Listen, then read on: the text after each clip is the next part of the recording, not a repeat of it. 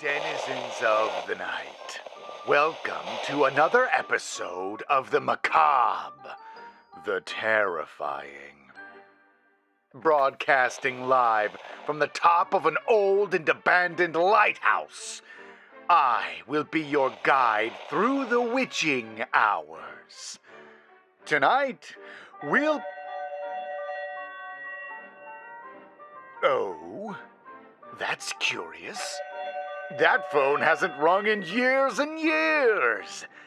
In fact, I don't think it's even plugged in. Let's see who it is.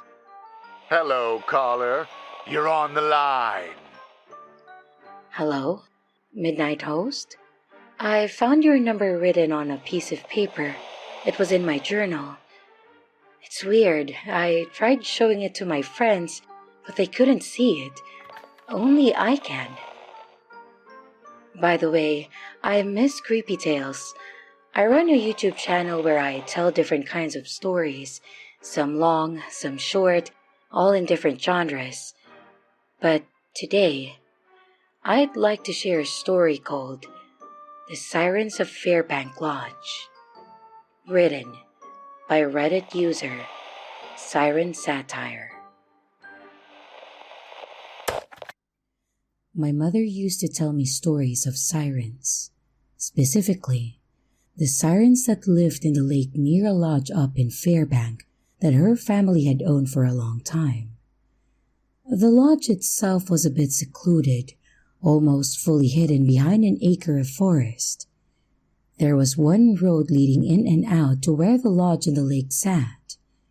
To be fair, the path we took was more dirt than a road, and it was about a 20-minute drive from the nearest town.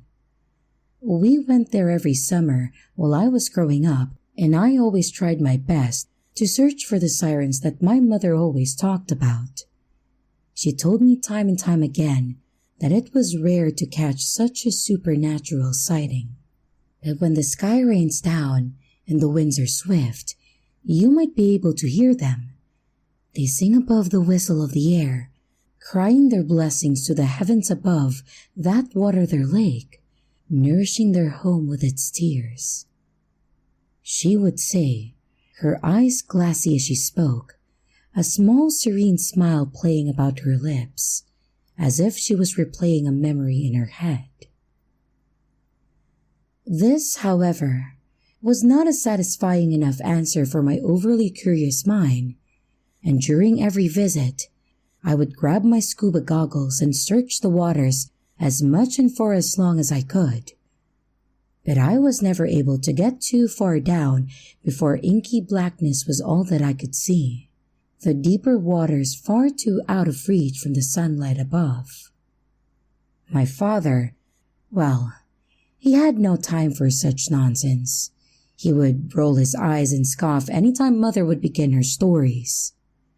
It made her brow crinkle, not at all happy with this mockery of the stories passed down to her from her mother. However, as I grew older, so too did his annoyance with these so-called fairy tales that my mother spun. He'd tell her that I was getting too old to believe in such things, that her stories were nothing but bedtime stories for young children. This became one of the many arguments they had throughout their marriage as time went on. And as the years continued to go by, their relationship only seemed to get worse, and I was becoming aware of that quickly. There was always this tension that hung heavy in the air whenever they would be in a room together for too long. I may have been young, but I wasn't blind or stupid. I didn't know exactly why their marriage was deteriorating, and I never thought to ask as it seemed like more of a grown-up problem that I wouldn't be able to understand anyway. Maybe over all those years, they had both just become different people than when they had first met, or they were no longer on the same page when it came to their life goals. I don't know, but slowly, their disdain for each other became harder and harder to hide from me.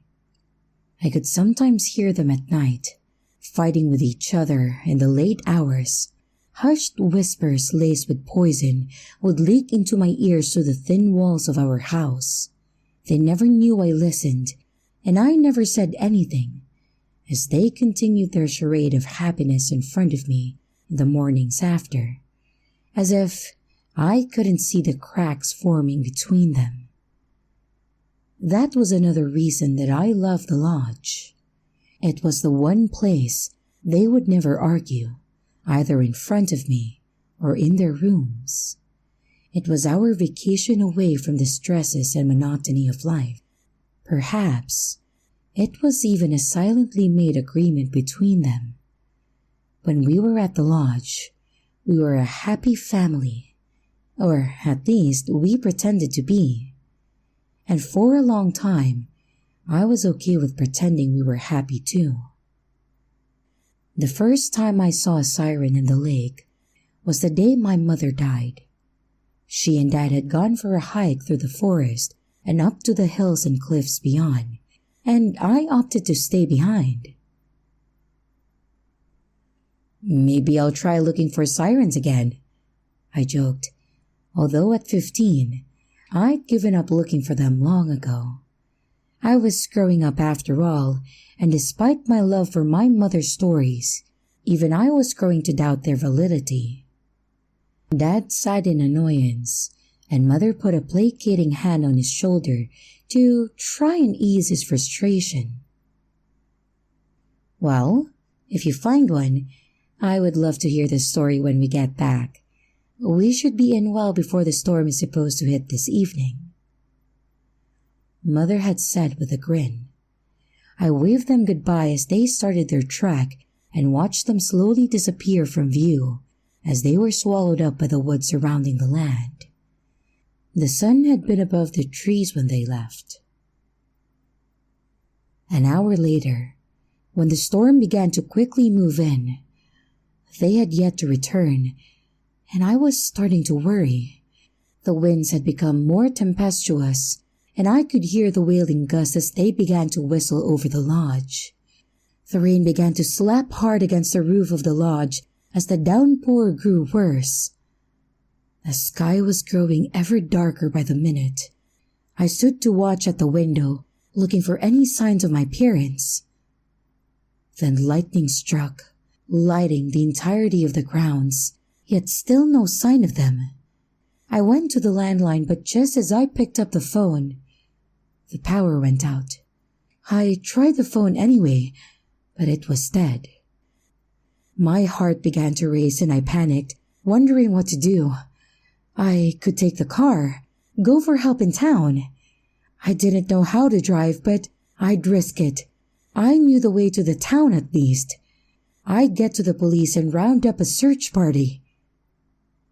With my mind made up, I grabbed my parka off the coat rack and Dad's keys off from the side of the table, getting ready to face the onslaught of wind and rain that I was sure would be fighting me every second of the way.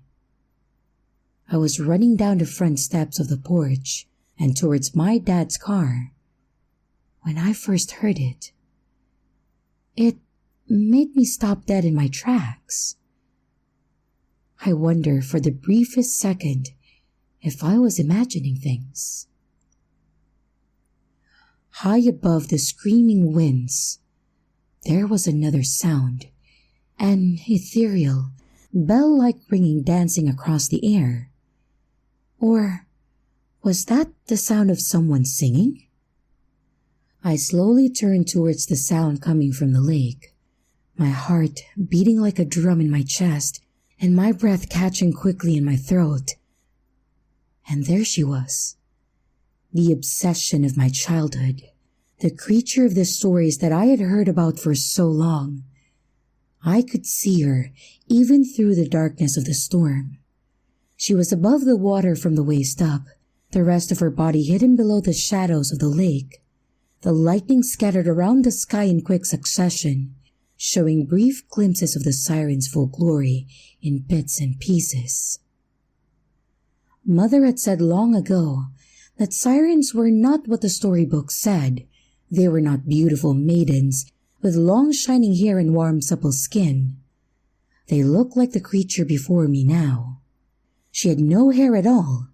Her head was bare and smooth, like the rest of her, from what I could see, and she had chalk-white skin and black beady eyes that stared me down as she sang. Her lips were thin and horrifyingly wide. She had 2 long rows of teeth that were white as bone, and every single one of them was sharply pointed, almost reminding me of a shark. I have always expected to be excited if I ever caught a glimpse of a siren, despite being warned of their appearance. But this feeling that was creeping through me, like ice, that was not excitement. It was a slow dread that was growing and pulling in my stomach as I stared, frozen in place by her song. A dull numbness began to set in, and the sound of the wind began to fade into the background, leaving nothing behind but that beautiful bell-like singing. I could feel myself walking away from the car and towards the edge of the lake. I was caught by the bait of her song and had gotten trapped in the dark abyss of her eyes. A siren's beauty does not come from her body alone. She sings to make you look, and when she catches your eyes, that's what ensnares her human prey, Mother would say, snapping her fingers in my face. "She would even eat me?" I had asked. Mother had shaken her head, smiling. No, my dear. Not these sirens at least. Not the ones in our lake. These sirens are different. They will not harm someone from our family line, for we are the ones who brought them here with us so long ago. We are bound to each other, us and them. She would say the last part in a whisper, as if it was a secret, and maybe it was, as she never spoke about it again. But even now, even remembering her words, I felt a shiver of doom crackle through me as I got closer. The singing grew louder, higher, shriller, until it was all that I could hear. There was no wind, no rain, no thunder, just her song. I could see her better now as I trudged into the lake, my legs moving forward with a mind of their own. Her skin was like leather. I could see the gums around her white jagged teeth, and they were as black as coal. And her fingers were long and thin, ending in black sharp needle-like nails. She looked like my worst nightmare come to life, but still, I could not pull away from her eyes. Her damn eyes! I wanted to scream, to cry, to run, but I was at the mercy of this thing. I guess it's true what they say. Be careful what you wish for. Her song stopped mid-note when I finally stepped within her reach. A long, spindly arm snapped out to grab my left wrist, and she lifted it into my line of sight before lifting her other arm and plunging a long black thumbnail into my wrist. "Sirens can tell us the future?" I remember my 10-year-old self asking in excitement. Mother shushed me, for it was long past bedtime, but I had begged for one more fact she knew about sirens. Yes and no. They cannot see all, only bits, and only the pieces that do not change, no matter what we do to try and prevent them. Mother explained. I held onto that memory, even as the shock of pain webbed up through my arm, through my chest, and then into my head. I could see it. What the siren had wanted to share with me. The reason that she had called me into the darkness. I screamed, and then it was over. I don't know how long that I sat there in the dirt and mud. The water of the lake gently lapping around my waist, as I stared out into the slowly waning storm.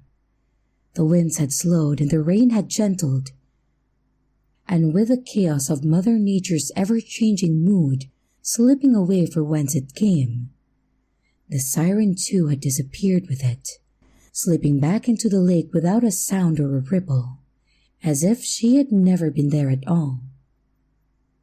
Heavy footsteps pulled me from my reverie, and I didn't need to turn to see it was my father, nor did I need to know that he was well alone. And when I finally turned to look up at his looming soaked figure, his face was grim and his hands were shaking. They had lost track of time and had gotten caught at the beginning of the storm. The darkness had overwhelmed them quickly, and even with their flashlights, it was a treacherous journey they had to make back down the trail they had come. Mother had walked a bit too close to the edge of a cliff, and the mud had given way under her steps. Then she fell. And just like that, she was gone. Father was quiet for a while after that. Even at her funeral, he was stoic and cold.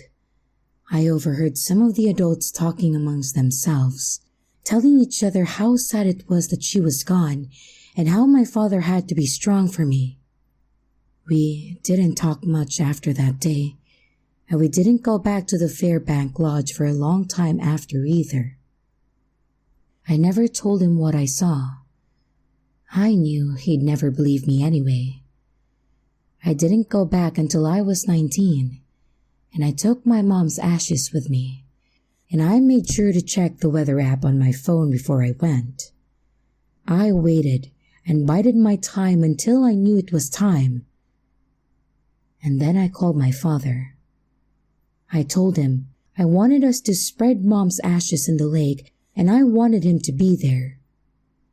He seemed resistant at first, but after a few minutes of begging, he relented. The wind was beginning to gust just as I saw his jeep pulling up to the lodge. Rain was beginning to pour down harder when he got out. He was running up towards the porch in an attempt to escape the onslaught of rain when he stopped. He could hear it in the wind, the beginning of her song. I stood resolutely on the porch, making a point to avoid the view of the lake to my side. I saw him turn to look, and he was snared. I watched him walk to the shoreline, and I watched him walk into the water.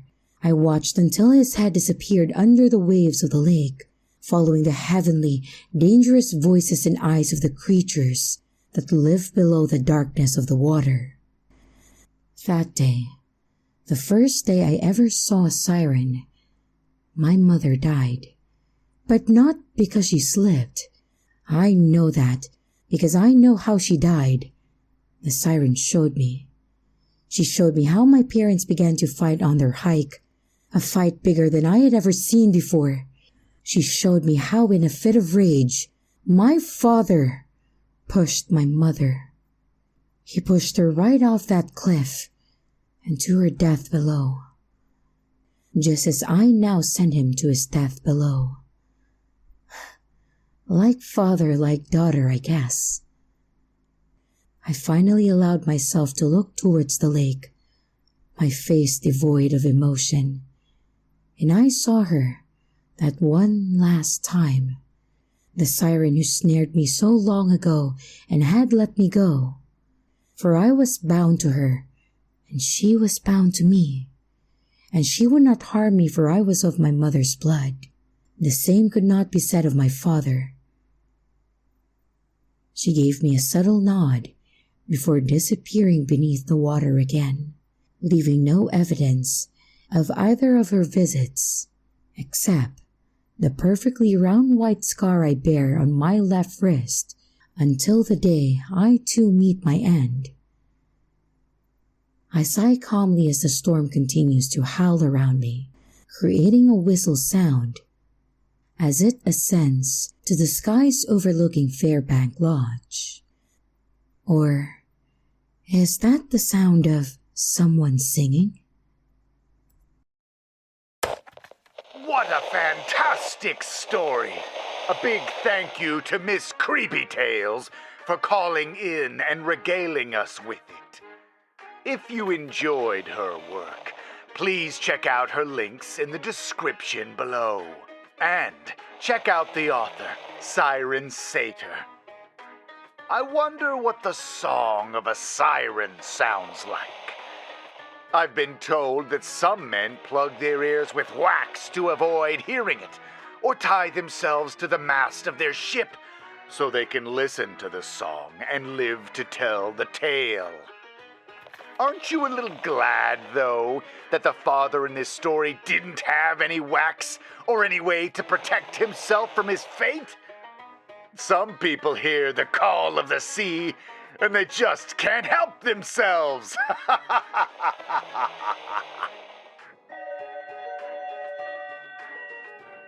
Oh my, it's a busy night tonight.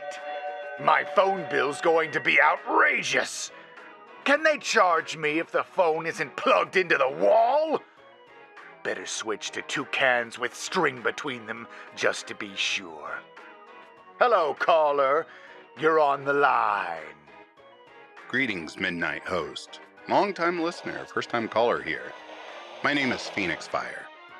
I don't know if you know me, but I have 2 YouTube channels, one entitled PhoenixFire Narrations, in which I narrate horror stories, and I also have a YouTube channel entitled Back to Ashes, in which I read you stories so that you may fall asleep. We like to call it vocal melatonin. I don't know if you know the channels or not, but if so, please go take a look over on YouTube. It's at PhoenixFire_YT and at Back2Ashes_YT. Tonight I want to tell you a story called My Research Team Discovered a Lake of Water Trapped Miles Beneath the Antarctic Ice. It all went wrong after we lowered the first drone. And the story was written by Christian Wallis. Now, if you will, sit back and relax, or curl up and get warm, and let me spin you a tale and take you on a journey. You get clearance? I asked as Kim approached my workstation. Some questions about a cousin with a big following on Instagram, but that's about it, she replied. Not the most normal background check I've been through. I don't really get the big deal, though. They brought me here. Why do I need further clearance just to enter this funny little place? It's about containment, I said. No one thinks you're going to steal equipment or military secrets. Although God knows my drones are valuable enough to the right people. I reached out and patted the sleek, black hull of the car-sized submersible laid out on the large workbench before me. They're concerned about more generalized social media leaks. What they have here, well, it's odd to say the least. Has Alex briefed you yet? Yeah, he did, she answered. I'm assuming that's... She nodded towards the enormous pressure chamber that dominated the room. I didn't really think it was true when Alex told me, she continued. They're talking about a possible inland sea that was sealed off 100,000 years ago, right? They say the pressure keeps it liquid. That's the official story, but no one knows for sure, I replied.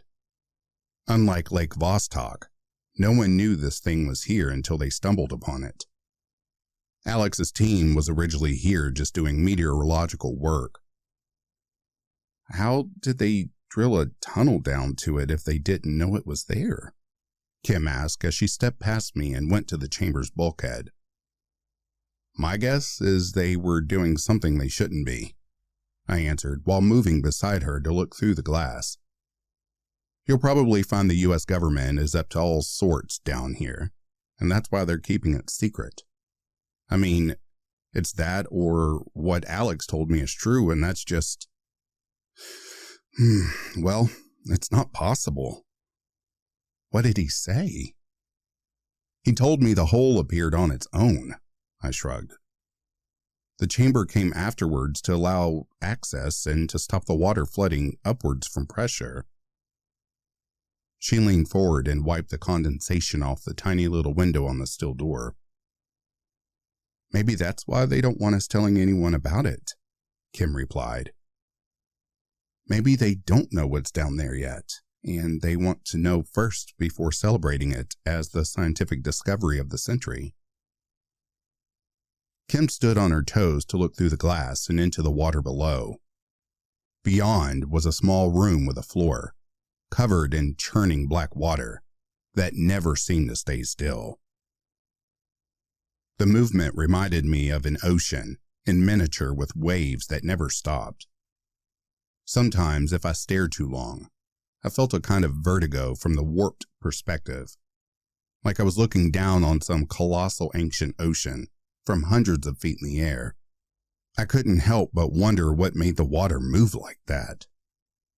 I figured that it must be driven by forces and currents that originated miles beneath the ice, which was a sobering reminder that I was staring at a direct connection to a primordial abyss unlike any other on the planet. Gotta wonder what's down there, Kim muttered. I didn't respond. She might have continued talking, but if she did, it was lost to me. The whole world was reduced to a background hum that barely registered while the water dominated my view with mesmerizing force. The currents had changed. I couldn't say for sure, but for the briefest of moments, it had looked as if the water had been disturbed by something below. I could have sworn I saw something slithering just beneath the waves.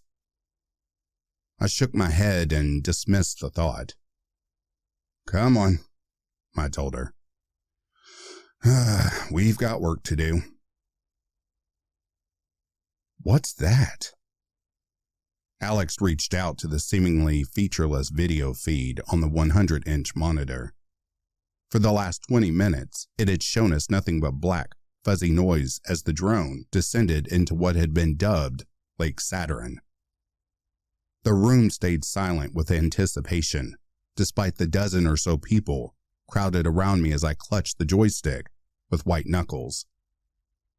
I didn't see anything, I answered. Probably just noise. If anything gets close, we'll know for sure. The lights on this thing could cut through brick. What are we expecting to see in this water exactly? Kim asked. I'd be shocked if life down there is multicellular. It's been cut off from the outside world for hundreds of thousands of years. A pale, thin tentacle whipped past, both languid and lightning fast, as if its size and speed were somehow mismatched. All at once, everyone lurched away from the screens, reacting like the monster might reach through the glass and snatch one of us. For a few seconds, we were all dumbfounded until the tension eased and people let out astonished gasps and nervous chuckles. A few scientists even cried out in celebration before scurrying away to a smaller desk to agonize over the recorded footage. Well, now we know, I said, utterly astonished. Multicellular life. Another tentacle whipped past and the accelerometers on the drone registered a kinetic shock. Not that we saw or heard anything of it. The drone's camera showed only pixelated darkness. It's just scoping us out, I said, looking intently at the profile of acceleration on the drone's instruments. The submersible was being nudged a little from side to side, but it was hardly under attack. It might even be described as a light cuddle considering the size of the drone and the monster doing it. The encounter lasted a few seconds at most, before the squid retreated back into the deep as quickly as it had emerged.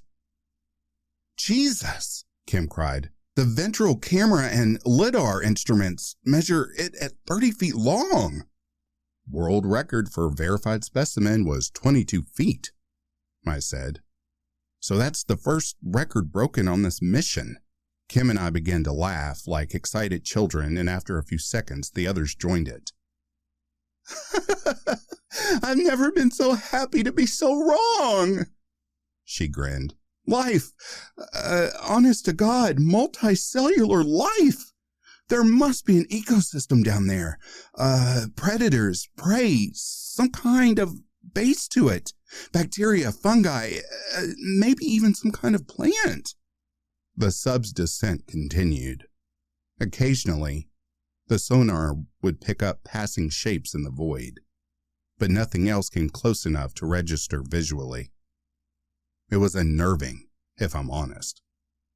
Even though I was perfectly safe, I couldn't help but imagine myself down there in that impossibly dark water, while unseen shapes glided silently around me just a few dozen meters away.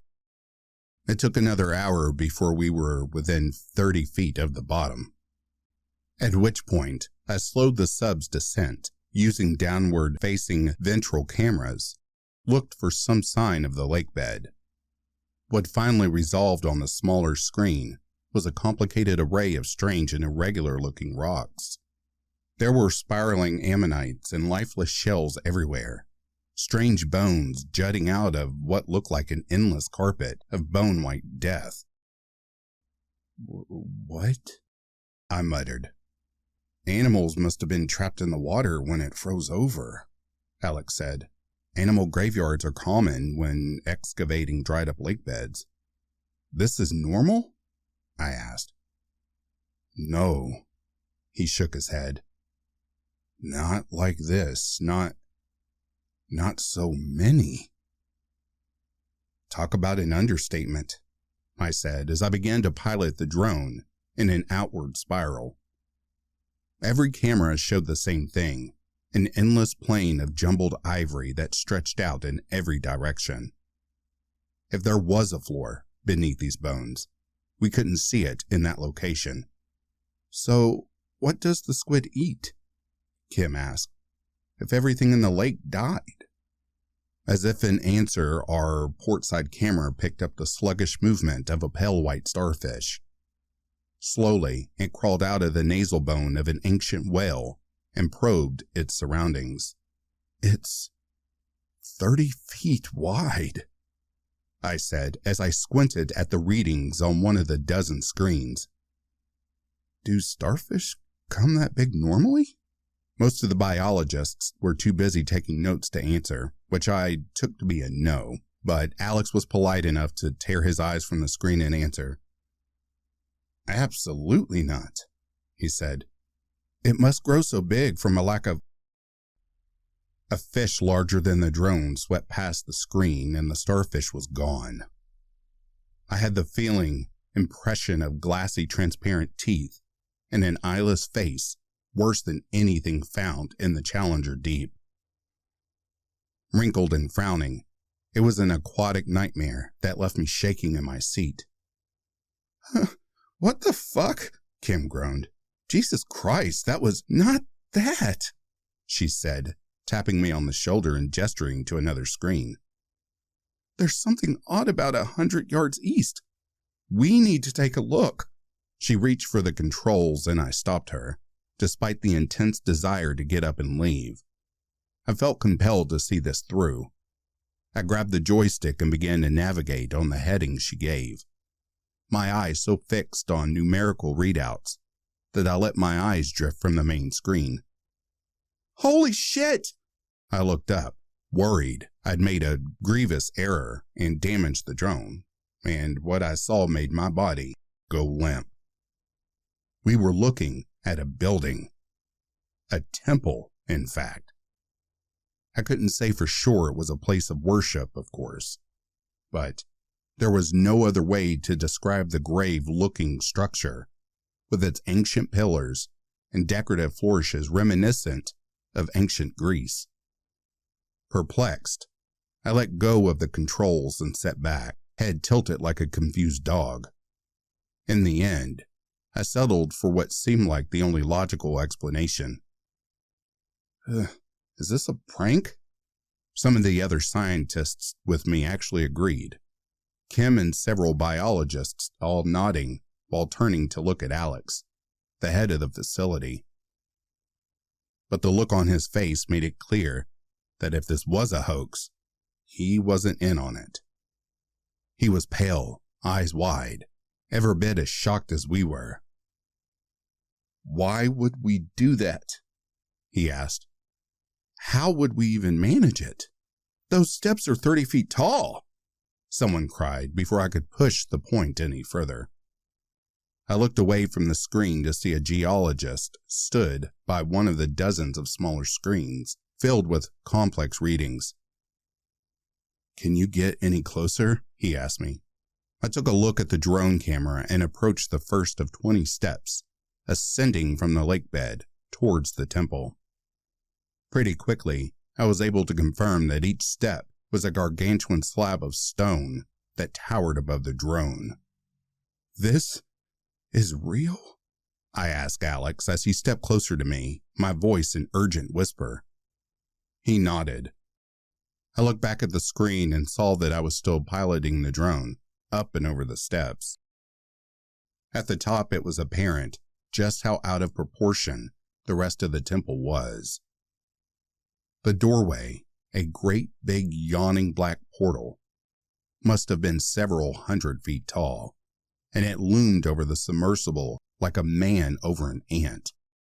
Our lights barely penetrated the dark from where we hovered at the threshold, but they did show a stony floor retreating into the void, its surface covered in snowy detritus. In the distance, another tentacle slipped briefly into the light before slithering away. Something about its pallid white features in the sunken dark made my skin crawl. And when I looked up at the crowd, I saw I wasn't the only one whose nerves were frayed. Sweaty, pale faces stared at the screen, unable to look away, but utterly distraught at the implications of what they were seeing. Here was a building at the bottom of the world, standing impossibly tall and impossibly large, its doorway beckoning us to explore further.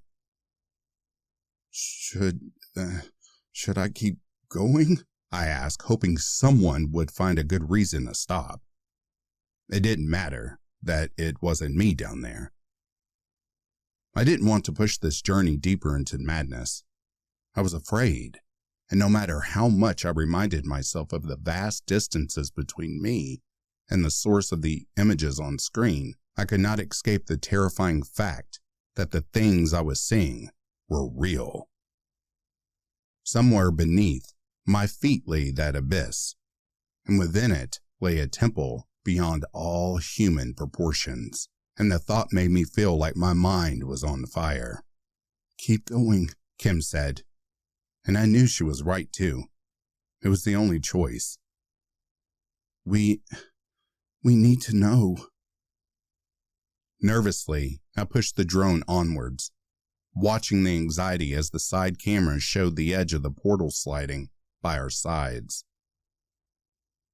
As impossible as it was, I felt as though I was personally stepping into the temple and could feel a cold draft wash over my skin. I shivered and did my best to push the ridiculous idea aside. The room beyond was massive, too large for our meager little lights to see much. After a few seconds of nerve-wracking silence, I finally found my courage and asked, "Do the instruments pick anything out? I feel like I need directions here." We're getting something a little south of your position. It's stationary, so it should be..." The entire room cried out as the drone's camera violently shook, the view reeling as if the whole drone was being thrown around. Alarms blared from a dozen monitors as every system registered a dozen violations of expected norms. My hands froze up. I was unsure how to proceed. There was a momentary spike of adrenaline as my body reacted as though I'd been personally attacked. And then training took over and I let go of the controls and waited for a few seconds as a flurry of bubbles and strange shapes flitted past the lens. The drone can't be damaged easily, it told everyone. Not by an animal. We just need to be patient. Eventually, the alarms quieted down as different team members worked to shut them off. Watching the accelerometer intensely, I could tell that whatever was attacking the drone was slowing down. Probably because it realized its prey wasn't edible. Looks like another squid, someone called, pointing to a dorsal camera that showed a slimy feeler clamped around the hull. Just wait, I said. It's out of our hands now, but if we're patient, it should just leave us alone. For a few more minutes, the drone continued to move of its own accord, being pulled to and fro by some unseen shape. Occasionally, we would catch a glimpse of an overhead ceiling covered in detailed mosaics of a fleshy-looking mountain, or of a beautiful stone pillar cradling an ancient brazier. And there was no opportunity to study these things in detail. They appeared as fleeting blurs of color and shape. Whatever was down there was wrestling with the submersible, like it expected a meal out of it. But I knew exactly it would have to give up. Look! Whoever cried out didn't need to bother. Whatever had attacked the drone slid around its sleek hull until it faced the forward camera, allowing itself to be seen in full light for the first time. It towered over us from the main display, like it was somehow aware that we were on the other side of the camera. But whether it was angry, hostile, or just plain curious, I couldn't say. It merely stared at us with an eyeless cone for a head. Slowly, the strange creature retreated from the light. That didn't mean it was finished with us, though. One of its longest tendrils remained stuck to the drone, which it used to tow us carefully back towards the entrance of the temple. Well, this is exciting, I said after a few minutes passed. It's throwing us out of its house. You're not seriously proposing it built that thing? Kim asked. No, I said. Why build steps if you don't have feet? I think it's just moved in. Probably makes for great shelter. The creature stopped just as it reached the doorway. All of a sudden, it changed color, flashing from spectral white to a blood orange, pulsating over and over while we all stared at the baffling change in behavior. A threat display, perhaps? Kim asked. As quickly as it had appeared, the squid shrank away, letting go of the drone right by the temple's doorway. A quick glance at the rear camera showed it fleeting back into the darkness. I was about to ask what had happened when a strange cerulean light flooded the doorway. An eye blocked the doorway. A pupilless pale blue sphere that glowed with malice in the dark. Slowly, its owner retreated until a monstrous shape glowered down at us. A faint bioluminescence hung around it like an aurora. A silhouette faintly visible in the abyss. Its shape was utterly alien. If it hadn't moved, I might have thought I was looking at a plant or a strange rock formation. It reminded me of tumors and wasp nests. I couldn't tell all of its eyes apart from the complicated pattern of dots and frills that covered a bubbling, asymmetrical head the size of an apartment block. It was with ever-rising horror that I realized I had glimpsed simple portrayals of this very creature in the temple mosaics, the implication of which burned at my mind like a hot coal. This thing dwarfed all reason, all sense. It floated menacingly in the darkness just at the limit of the lights. Of the rest of its body, there was no sign, but I hated it. I hated it instinctively and without reason, even as I told myself it was a scientific find of the century. It made my skin crawl and my stomach drop. And all I wanted to do was lash out and get the hell away from it. Slowly, it raised a branching, writhing appendage towards the drone. That was when we lost the feed. The wind outside was fierce.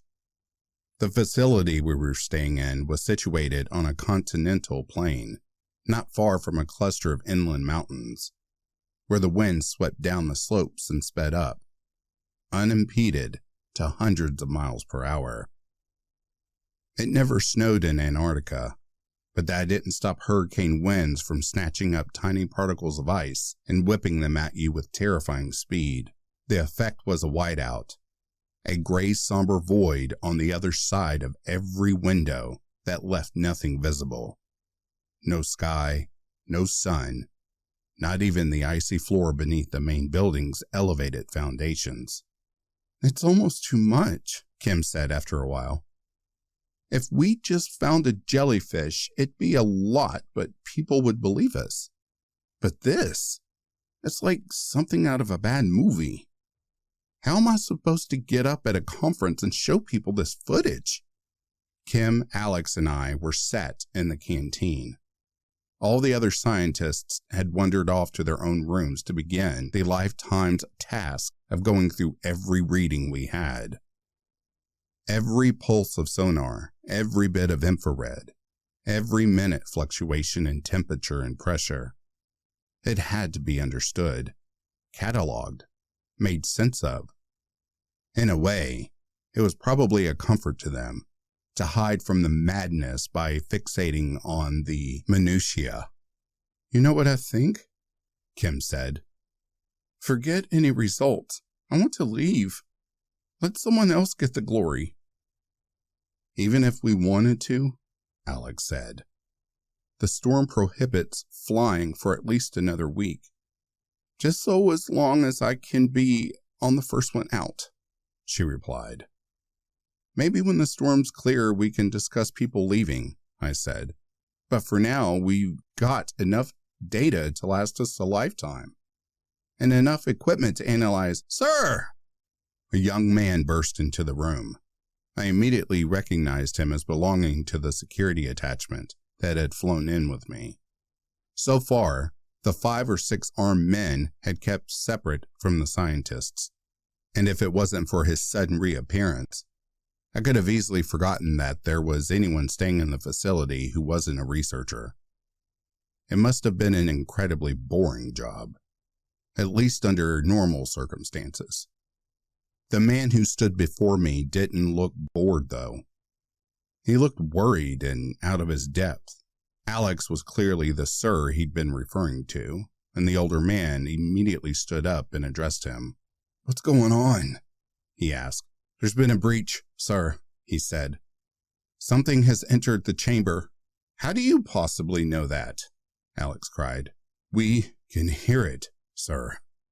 We entered the ground building to find that we had 2 immediate problems. The first was that the pressurized chamber was under intense stress. Internal readings showed that water had flooded the room and was applying incredible force against the reinforced walls. So far they were holding, but the pressure was steadily increasing, and we knew that sooner or later, something would give. The second problem was the sound that emanated from within.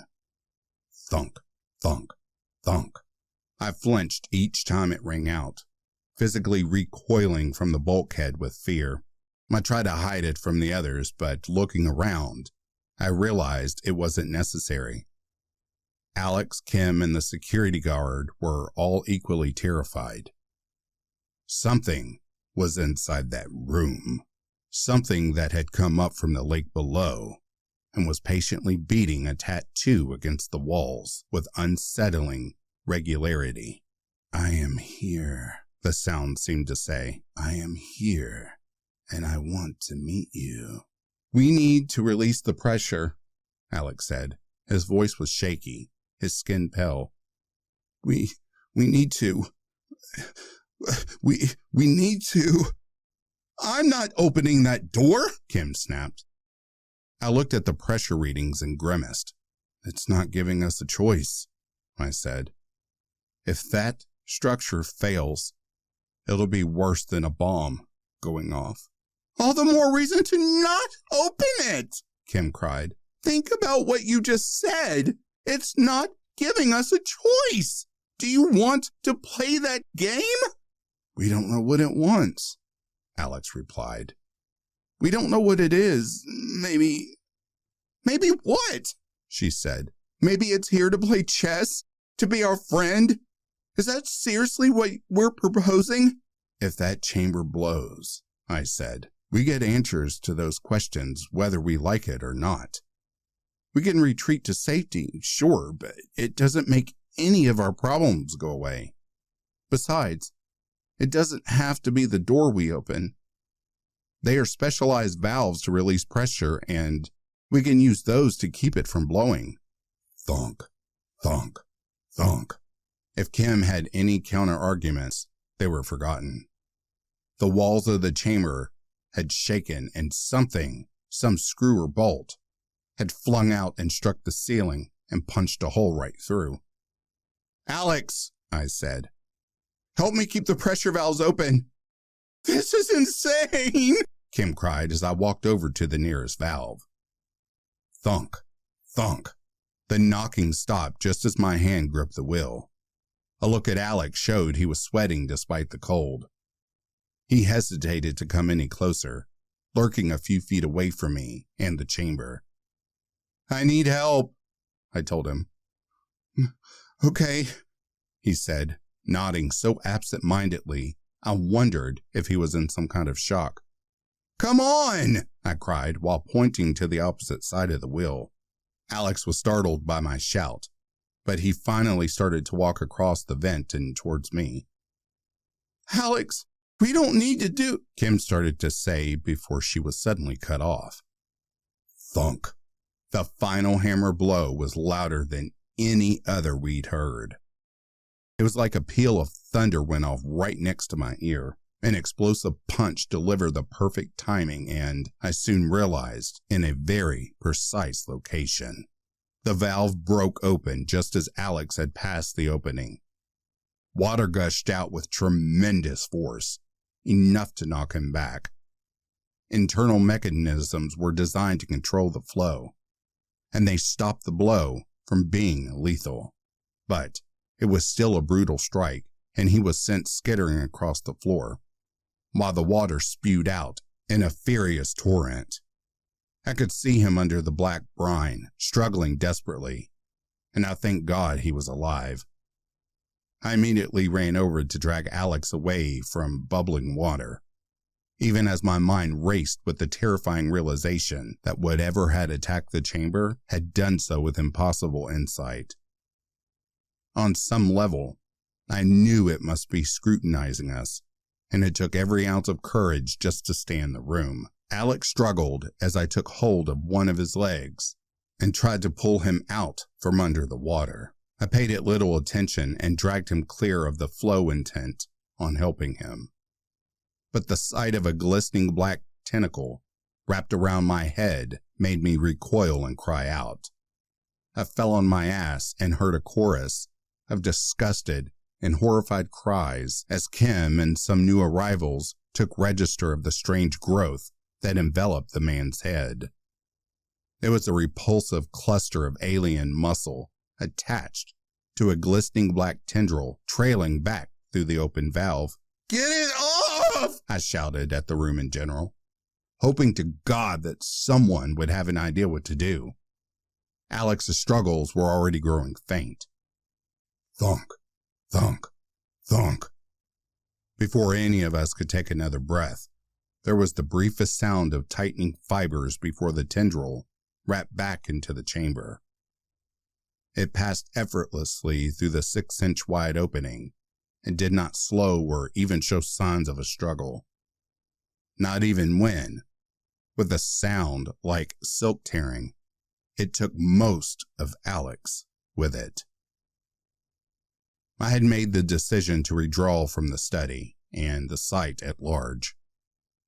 Kim was clearly relieved, and so was I. Whatever excitement we felt over the find was diminished by the memory of having to clean up Alex's remains. I knew I would never forget having to lift the body bag only to realize it barely weighed more than 20 kilos. We had found something nightmarish down in that lake, and the small encounters we'd already survived were more than enough to keep me sleepless for years to come.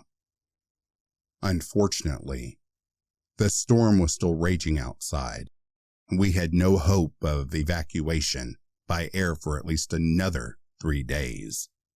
Kim and I were kept busy packing up our equipment, but Kim's specialty was data analysis and not engineering, so there were times where the work fell entirely on me. It was on the second night that I told her to head to bed early while I finished up the last 30 minutes or so of work. But only a few minutes after she left, I found myself staring at the chamber that dominated the room like a strange minutiae. The image of that thing glaring at us through the screen returned to me, and with a shiver, I decided I would finish packing the rest in the morning. Staying alone in that place for even a moment or two was a stupid thing to do. "Stephen?" The sound was an electric whisper that made my limbs weak and my hands falter. The equipment hit the ground with a clatter I barely heard. All my attention was on one of the speakers by a station at the back wall. It belonged to one of the geologists who had lowered microphones down on the original dive and was using them to record an audio profile of the lake below. With everything going on, it had escaped all of our notice. But as I stared at the glowing green monitor, it dawned on me that the microphone was probably the last remaining piece of equipment still in the water. So, why had I just heard Alex speak my name into it? I told myself I had been mistaken, even as I decided I would sprint the whole way back to my room. "Stephen," the voice said, before I could take a single step. "Stephen, it's cold down here." This isn't real," I muttered. "I know what that temple was built for." Alex's voice was the wet gurgle of a pneumonia patient in their last days. It made me think of someone drowning in mucus, of a desperate soul consumed by pain and despair. "Stephen," he wailed, "it won't let me die." His words hit me like a sledgehammer. For a second, I thought there was nothing in the entire world that could frighten me more. It was then that the door to the pressure chamber swung open. I found myself rooted to the spot with mounting terror as my mind processed the impossible. An enormous titanium bulkhead, otherwise inoperable to anything except powerful hydraulics, had glided open like a creaking mansion door. Black water immediately bubbled forth and filled the air with roiling steam, and a cloying stench unlike anything else I had ever smelled. It was awful.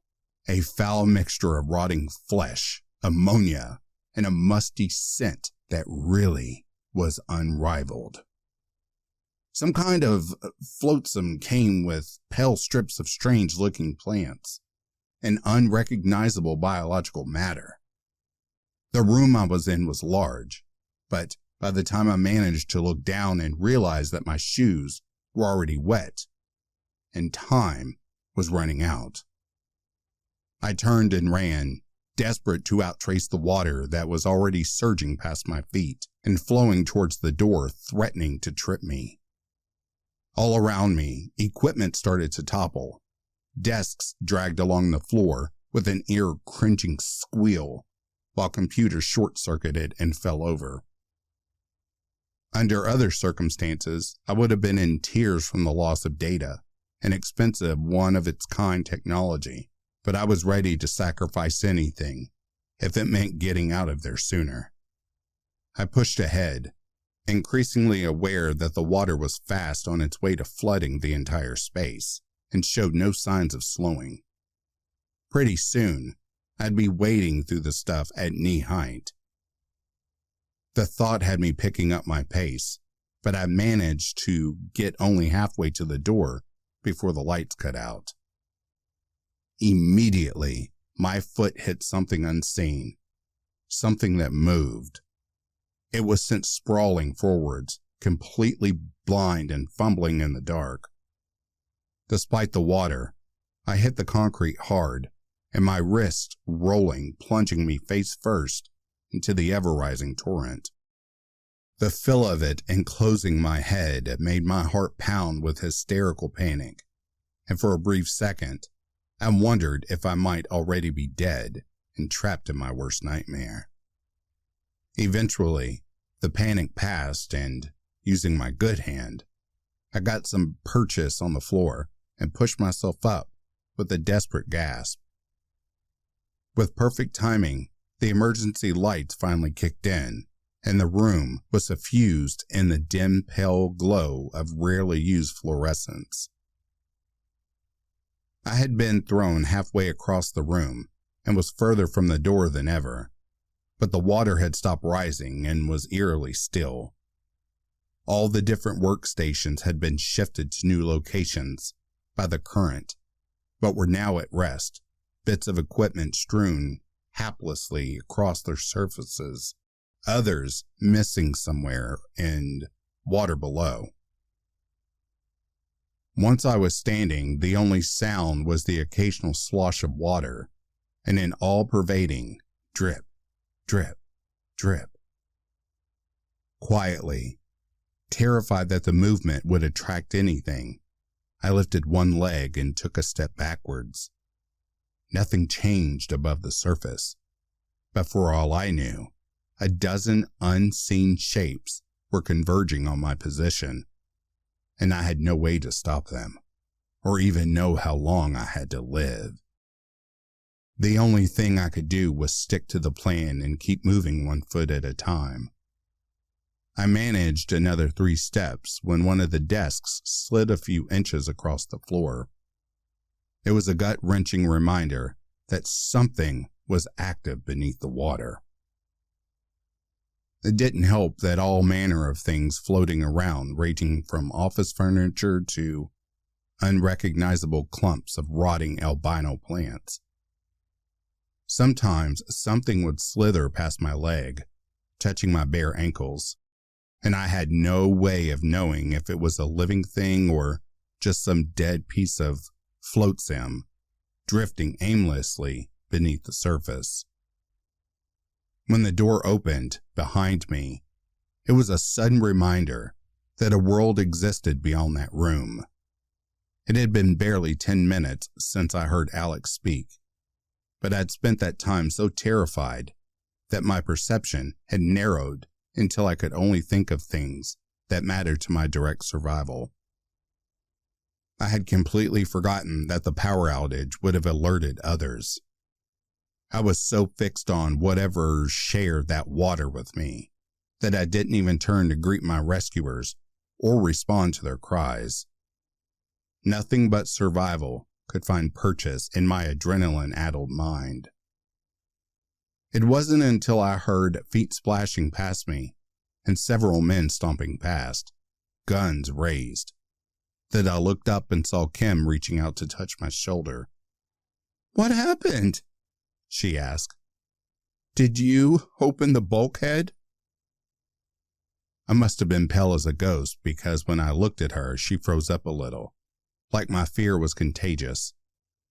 "Shut it down," I hissed between clenched teeth, even as I lifted one leg to continue my painstaking backwards walk. "Explosive, grenades, anything, shut it down!" "It'll freeze on its own anyway," she replied. "The heating rods have turned off.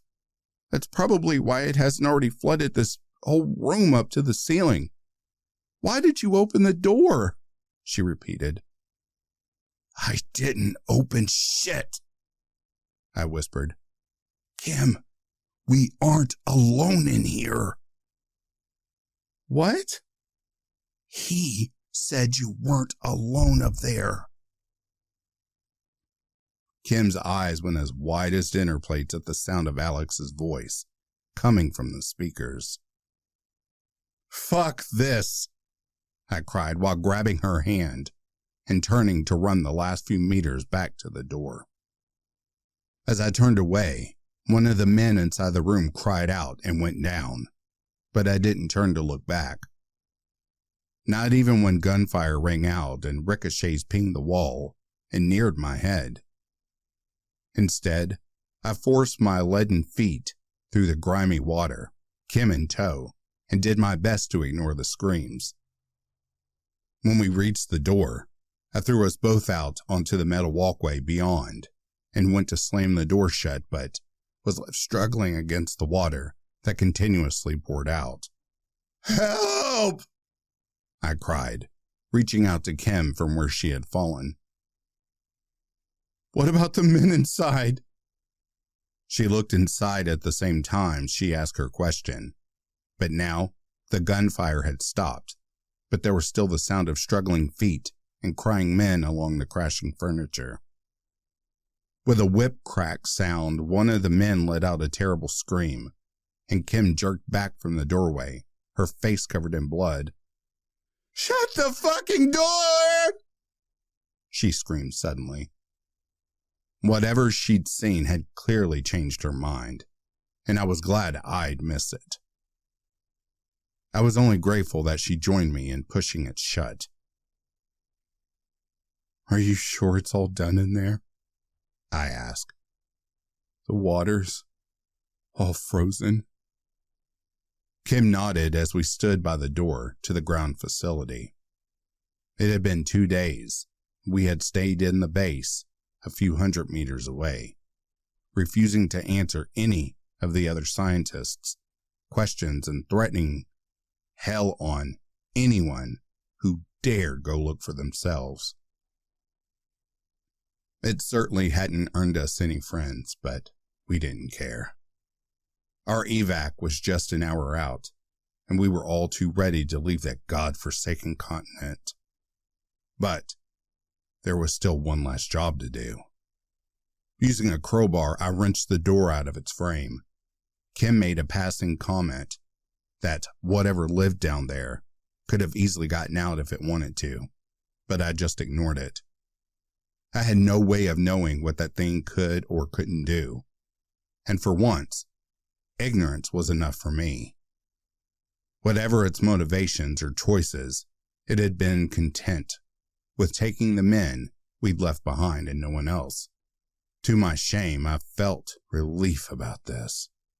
Steven, I'm so cold. My mind is falling apart. I can feel bits of myself slowing. Where are you? I can't see you. Where am I? What was that? Something's coming. Jesus fucking Christ, why won't I die? Kim faltered at the sound of their voices. She looked at me with terror, and I knew she'd seen the same thing written on my face. You were right, she said. They're still... I nodded. I could hear them when I came out to check the door on the first night. How are they? Are they down there? She cried. I don't know. I shook my head. But there'll be a team here soon.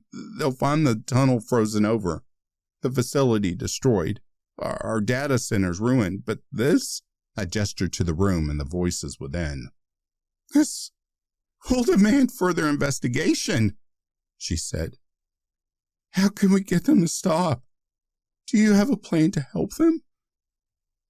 To get inside the room, I had to step up onto a solid foot of ice that had frozen. Emergency lighting had failed entirely by now, but there was enough daylight to make the gloomy space beyond visible. Their heads, Kim stuttered as she looked at the array of corpses. They're all gone. How are they? I don't understand either, I said as I carefully shuffled over the farthest workstation. It was there that the voices cried out from an overturned speaker. But we can't help them. I hesitated for a moment as I took out the wire cutters and found the cord leading to the ruined pressure chamber. Even now, the men hadn't stopped baying like a discordant mob of hellbound souls. There were pleas for help and desperate insults born of desperation. I wondered for a second if there really was something we could do. But that would involve drilling down to the lake and beginning this nightmare anew. This wasn't some errant animal we were dealing with. It was intelligent and cruel, and older than we could possibly imagine. Even worse, it could toy with dead men and keep them alive to prolong their suffering. There was a forgotten god down there. It needed to stay forgotten. I cut the wire and the voices stopped immediately. But they're still down there, Kim said, her voice an injured whisper. With deliberate slowness, the wire was pulled from my hand and back into the chamber before disappearing through a pinprick hole in the ice. And so is something else, I said. Let's keep it that way. Good Lord! The contrast between the chill of that story and the warmth of PhoenixFire's voice has left me all mixed up. I don't know whether to run screaming into the night or slip sweetly into a deep and restful sleep. I guess I could do both if I have the recurring nightmare about appearing naked at night school.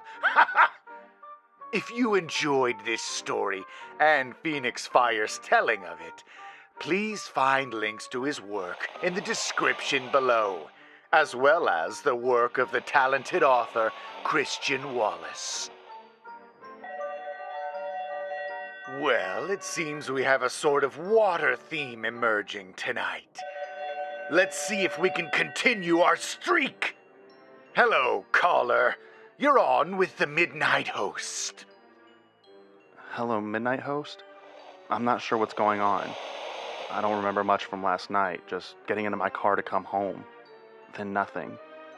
When I came to, I was waking up in my bed like normal. But when I looked down, this phone number was tattooed across my chest. My name is Interscare, and I run a YouTube channel where I narrate true, scary stories, mostly to help people fall asleep. Today, I'm going to share a story called There Is Something Terrible Hiding in the Great Pacific Garbage Patch, written by Christian Wallis.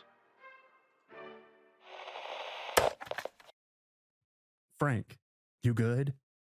I hadn't appreciated how different it would be under the water's surface.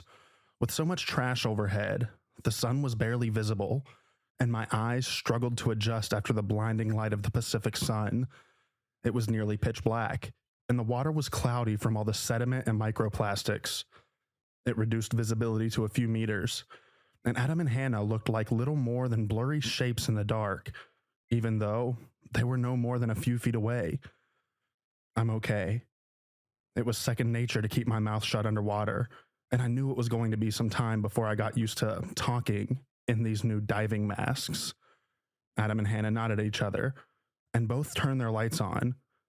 To my relief, visibility improved enough that if I squinted, I could see who was who based on either a slim or muscular silhouette.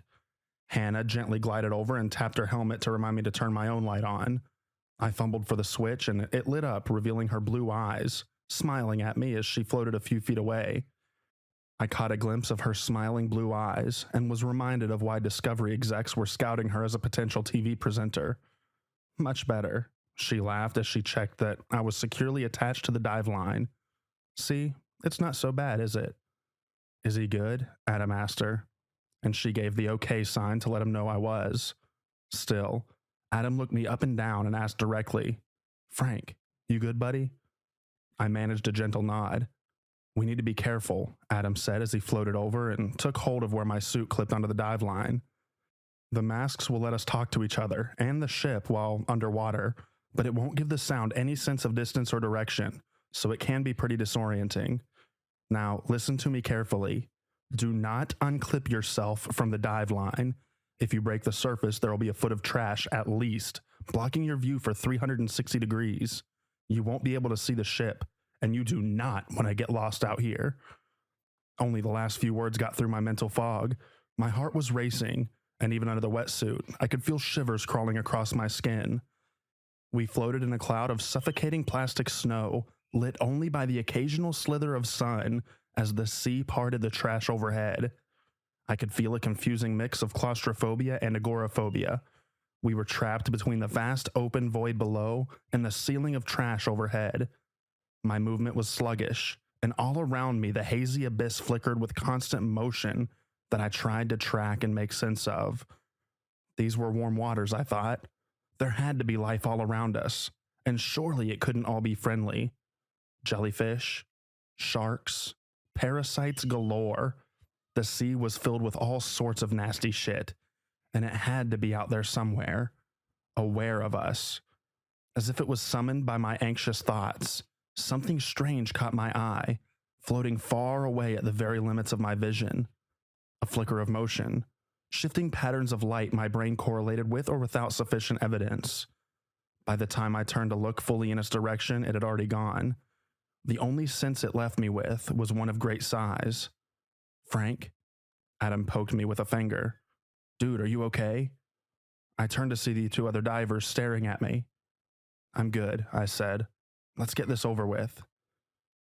It was with great relief I found my hand touching the side of the ship once more. It had been an hour since we left, and I'd made sure to point and shoot at every little thing Hannah told me to. Now it was over. I couldn't wait to get out of that damned water. My anxiety had caused me to babble on endlessly about random crap, and more than once Hannah had basically told me to shut up. But after a few minutes I'd start up again, yammering on about any old thing just to keep my mind off of my fear. It didn't help that I kept seeing something lingering in the very edge of my sight, circling at a distance while refusing to solidify into anything I might recognize. Adam noticed that I was distracted, and he gave my arm a tap to get my attention. Frank, you're last because the equipment is so heavy. That way I can help the others bring you up. Oh shit, really? I groaned. You can take it off, he replied. We'll take you up separately to the equipment. I clutched at my cameras protectively. They were how I made a living, and I wasn't letting them go easily. No, I'll be last, I said. Right, well, don't go wandering off, he said, and both he and Hannah laughed. I chuckled as well, but I grabbed the dive line and checked I was still attached to the ship just in case.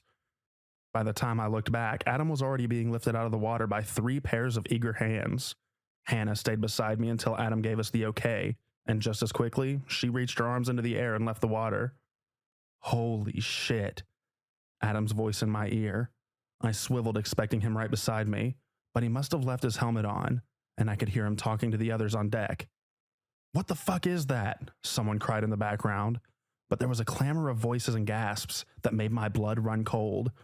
Helpless and paranoid that they were talking about something in the water, I turned sluggishly to catch sight of what might be behind me. But there was only a wall of trash 1 foot high. It's no way, not out this, here, doesn't belong. I pushed myself closer to the ship and reached up, but no one was there to grab me. I started to slap the hull, desperate to get their attention, but no one was coming. Whatever they'd seen, I'd fallen to the bottom of the priority list. When I screamed into my radio, I was only one of a dozen people shouting for attention. Even worse, I caught a snippet of what Adam was saying. Shark.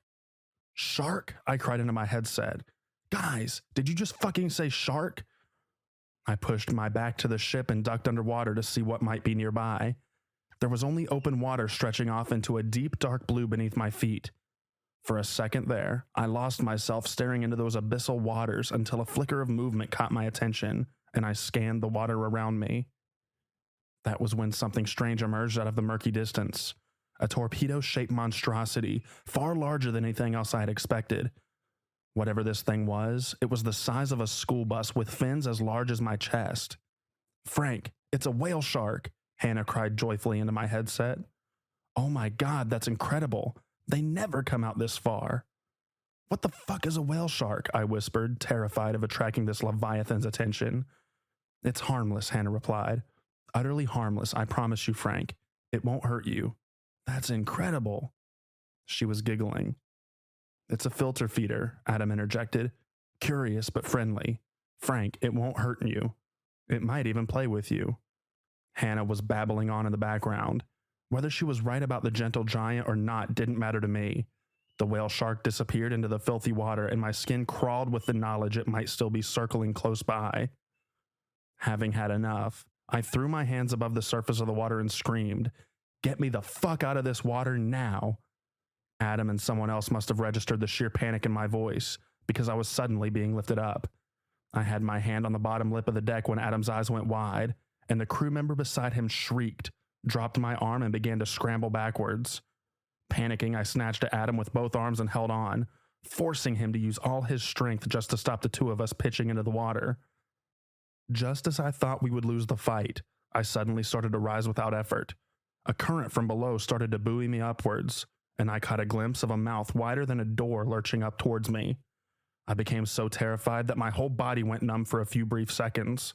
It felt as if I was watching the whole scene from outside my own body.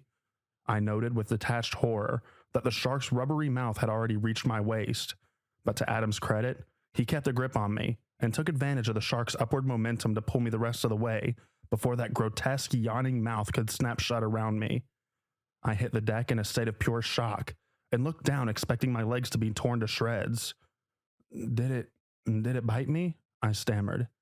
"They have no teeth," Hannah explained. "They can't. It couldn't possibly have mistaken you for food. It must have been an accident." "It's dead." Adam was leaning over the rails and shaking his head.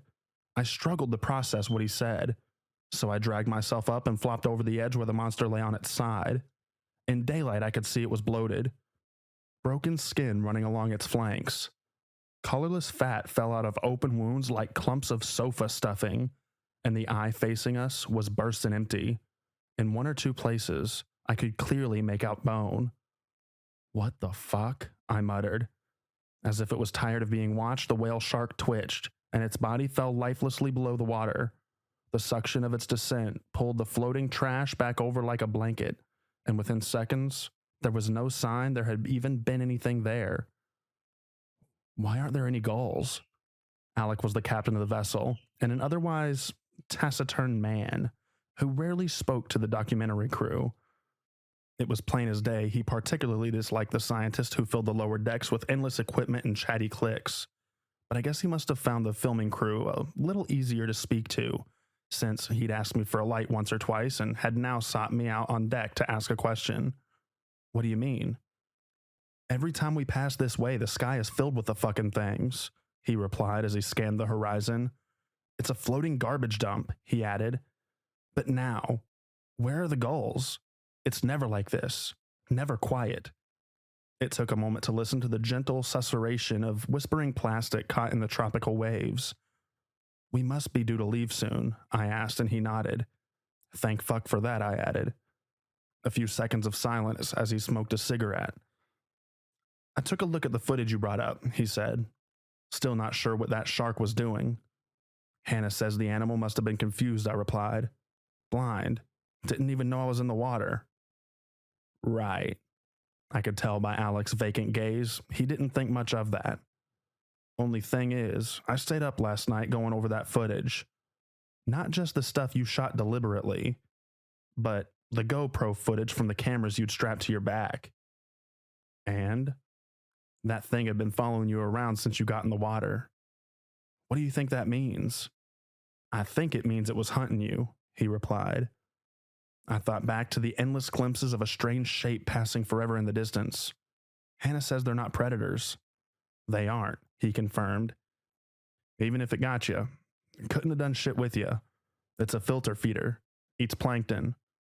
Best it could have done was drown you out of spite. I took a deep breath and appreciated the feeling of being alive and dry on the ship. Alec looked ready to say something when we were both distracted by the sound of flapping wings as a gull descended onto the floating island. I chuckled and began to say, "Signs of life at..." when a quiet splash interrupted and the gull was sucked below the surface. It didn't even have time to struggle.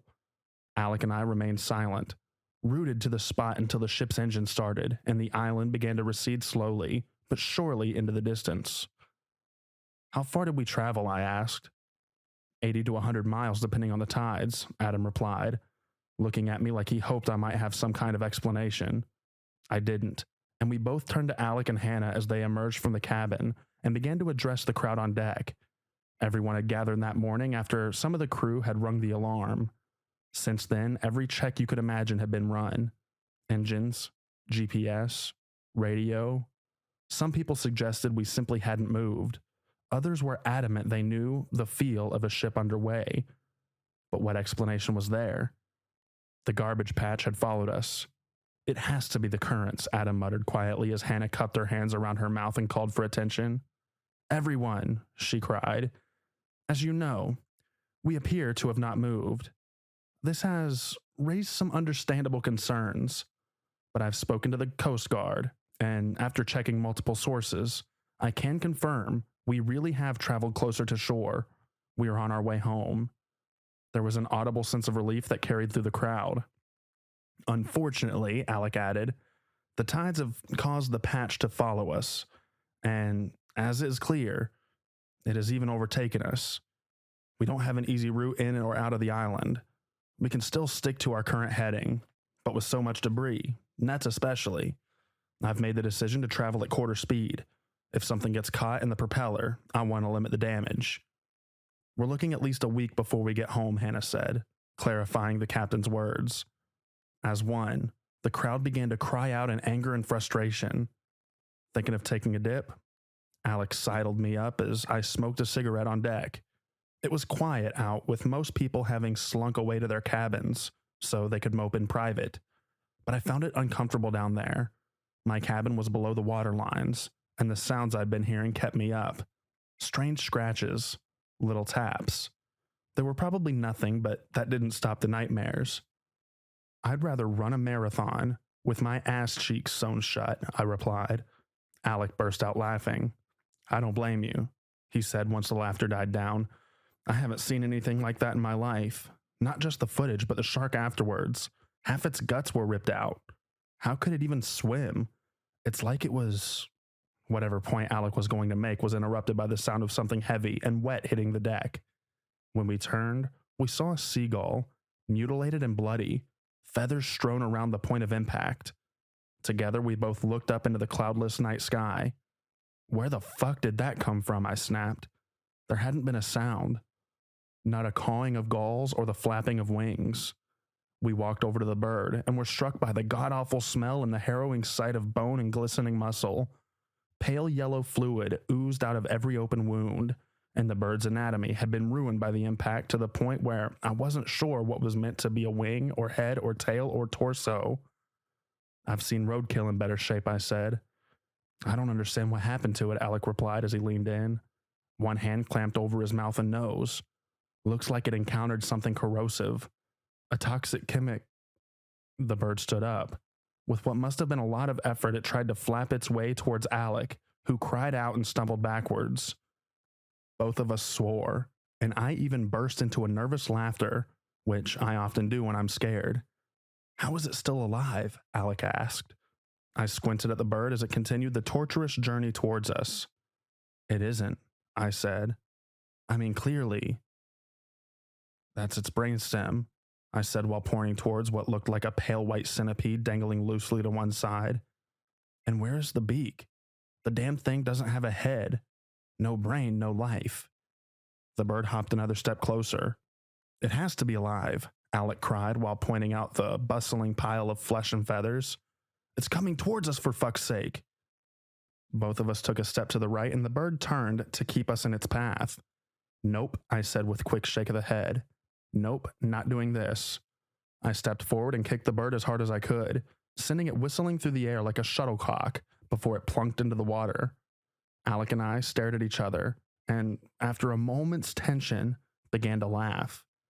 It felt like the only sane reaction to such a nightmarish encounter, especially since no real danger had been involved. I assumed there had to be a sensible explanation. Like Alex said, a toxic spill perhaps, or some exotic disease. But in the moment, it felt damn good to just laugh after so much time spent afraid. We were still laughing when the ship's engine cut out, and the lights failed. It was clear in the morning light that the garbage around the ship was getting thicker. I stared at it through the windows and tried to suppress the strange notion that it didn't want to let us go. Engine's room a fucking mess, Alec hissed as he stepped into the bridge where Hannah, Adam, and I waited. I've got some good guys on it, but the propeller didn't just stop. It was like something yanked the damn thing halfway out of the ship, ruined everything down there. Best we can do is patch the leaks. Any chance of repairing it and getting going again? Hannah asked. Not in the water, he replied. I've asked the Coast Guard to send for a tow. How long will that take? I asked. A day at the most. 3 days later, and people were getting anxious. Radio calls between Alec and the Coast Guard were getting tense. I had passed the bridge late one night and heard Alec crying into the headset. What do you mean you can't see us? We're right here. We're in the water. We've sent up flares, given you coordinates, read the stars, everything. We've done everything you've asked. This isn't some life raft in the middle of nowhere. It's a ship with 30 people on it. It's bigger than most houses, for crying out loud. A day's journey and we'd be able to see the coast. How can you not find us? In the end, it was Hannah's idea to try the dinghy and head for the shore that way. It couldn't hold more than 2 people, but it had let someone get help and lead the Coast Guard back. Will this thing be able to push through all the garbage? I asked as Hannah climbed the ladder and stepped onto the rubber floor below. It's not far to shore, she replied, and we have poles to help us maneuver around the worst of it. And you got plenty of food? She chuckled. Frank, we won't be gone long enough to need food. None of this is normal, I said while looking at the rolling hills of rubbish. You should be prepared for the worst. You know, some of this stuff is thick enough to walk on, she replied. Maybe we'll be able to hike part of the way. She said it as a joke to keep me from harping on about how bad an idea this all was, but it only made me feel worse. Just don't get in the water, I replied. I don't know. Just don't. I won't, she smiled, just as her companion turned up and began to climb down. I didn't know the woman well, but from what I understood, she was basically Hannah's makeup woman and closest friend. Jen, I think her name was. She saw the look on my face and reached over and squeezed Hannah's hand. Don't worry, Jen told me. I'll take good care of her. But the look on her face spoke volumes about the fear she was trying to hide. Everything ready? Alec asked as he appeared beside me. We only have one more of these, he told Hannah as he pointed to the dinghy. So please look after it, and please come back. One by one, the others came by and waved goodbye to the pair of women, who all our hopes were resting on. Once the final farewells were said, Alec helped launch the dinghy with a barge pole as Hannah started the onboard motor and Jen began to paddle. Slowly, the distance between us and them grew, and the little canal they'd carved in the garbage patch was filled by the currents. They were about 100 yards away from us when they both turned, smiled, and waved, and we all returned the gesture. And then the dinghy was pulled below. Screams, cries, a loud splash, and before any of us could even begin to react, the garbage had floated back in to cover the space where they had once floated. You can't seriously be thinking of this, I cried as Adam jumped into the spare dinghy and prepared the motor. It's not far, he said, climbing back aboard to grab the spare jackets and a lifesaver. We need to check. There's something in the water, I told him. It's just gonna do the same thing to you it did to them. We don't know that, he replied. Adam, Alex said, and something the captain's voice stopped both of our bickering. This isn't a good situation to be stuck in, and I don't think this kind of impulsive response is wise. Maybe there's something in the water. What? He stuttered. Because of the shark? You were wrong. It wasn't hunting us. That's like saying you're being stalked by a fucking cow. It's a filter feeder, and Hannah's dinghy must have been broken, punctured maybe, or they hit something just below the water. A rock, I don't know. But they need help, and I can't seriously believe the two of you are suggesting that we just sit here and let our friends drown. Adam, I began to say, no, if you don't want to come with, that's fine, but my decision is made. He turned and threw the lifesaver into the dinghy where it landed with a loud thud. Not a second after it had stopped moving, the entire little boat was torn down into the water with such astonishing force that it sent a spray of water 10, 20 feet high. Once the water settled, all three of us were left staring into the open space in the trash that had been left by the dinghy, and I caught a glimpse of something pale and reddish sweeping past, a long and thin limb covered in fleshy barbs. Just as swift, also flashed by. The sense of looking at an alien life form was unmistakable. Its skin, a rugose pattern of wrinkled flesh. A single black orb of an eye glared back at us from a torpedo-shaped head, and opposite it, an empty socket where another eye should be. Slowly, the trash bobbed back into place, and our view of what lay below was hidden. Was that a fucking squid? Adam stuttered, his skin paper white. Both Adam and Alec had spent the best part of 8 hours on the radio with the Coast Guard, but we had no luck. The best estimate anyone had was that we were trapped in the garbage patch, and it was being carried away by the currents, so that our position and heading were almost impossible to discern. You'd think the GPS would solve that problem, but for the life of us, no set of coordinates we ever gave seemed to help. The Coast Guard were often adamant they were flying overhead, but whenever we looked, there was nothing to see or hear. People were starting to get hungry. We had a decent supply of food, but we'd had to start rationing. Slowly, layer by layer, it felt as if the journey was descending into a life or death struggle. And yet, I found it hard to take seriously. The ship was huge, luxurious. Many crew whittled the day away in the gym or watching satellite TV. But time was limited. We all knew that. Still, I stood on deck and watched the garbage, unable to shake the feeling something was just out of sight and watching me back. From behind, I heard someone approach. I figured it was Alec coming out once again to steal a cigarette. I kept my eyes on the water and called out. I wouldn't bother. I'm out. There was no reply. My smile faded and the hair on the back of my neck raised as I registered a wet, fetid stench. A heavy, labored breathing completely unlike Alec's, or anyone's really. This was the wet gurgle of someone whose lungs were filled with fluid. And I turned, not sure what to expect, but already terrified beyond measure. It was Hannah. Don't. Alec reached out with his arm to stop Adam touching her. The gesture worked. Adam withdrew his hand. It wasn't hard to see why. Hannah was missing the back of her skull, along with the bottom half of her jaw. She stood on deck, clothes torn and dripping, her skin a pallid, greenish blue. A standing corpse, a walking nightmare. Her eyes were cloudy, but they often fixed the nearest person to talk. Which I found to be most frightening thing of all. She was in there, somewhere. Or at least something was. She looked like she'd been taken apart and put back together again. And somehow she still moved, heard, saw. Her nervous system was still firing away, sending signals to a body that should not have been able to respond. Minutes passed and Adam swallowed his fear.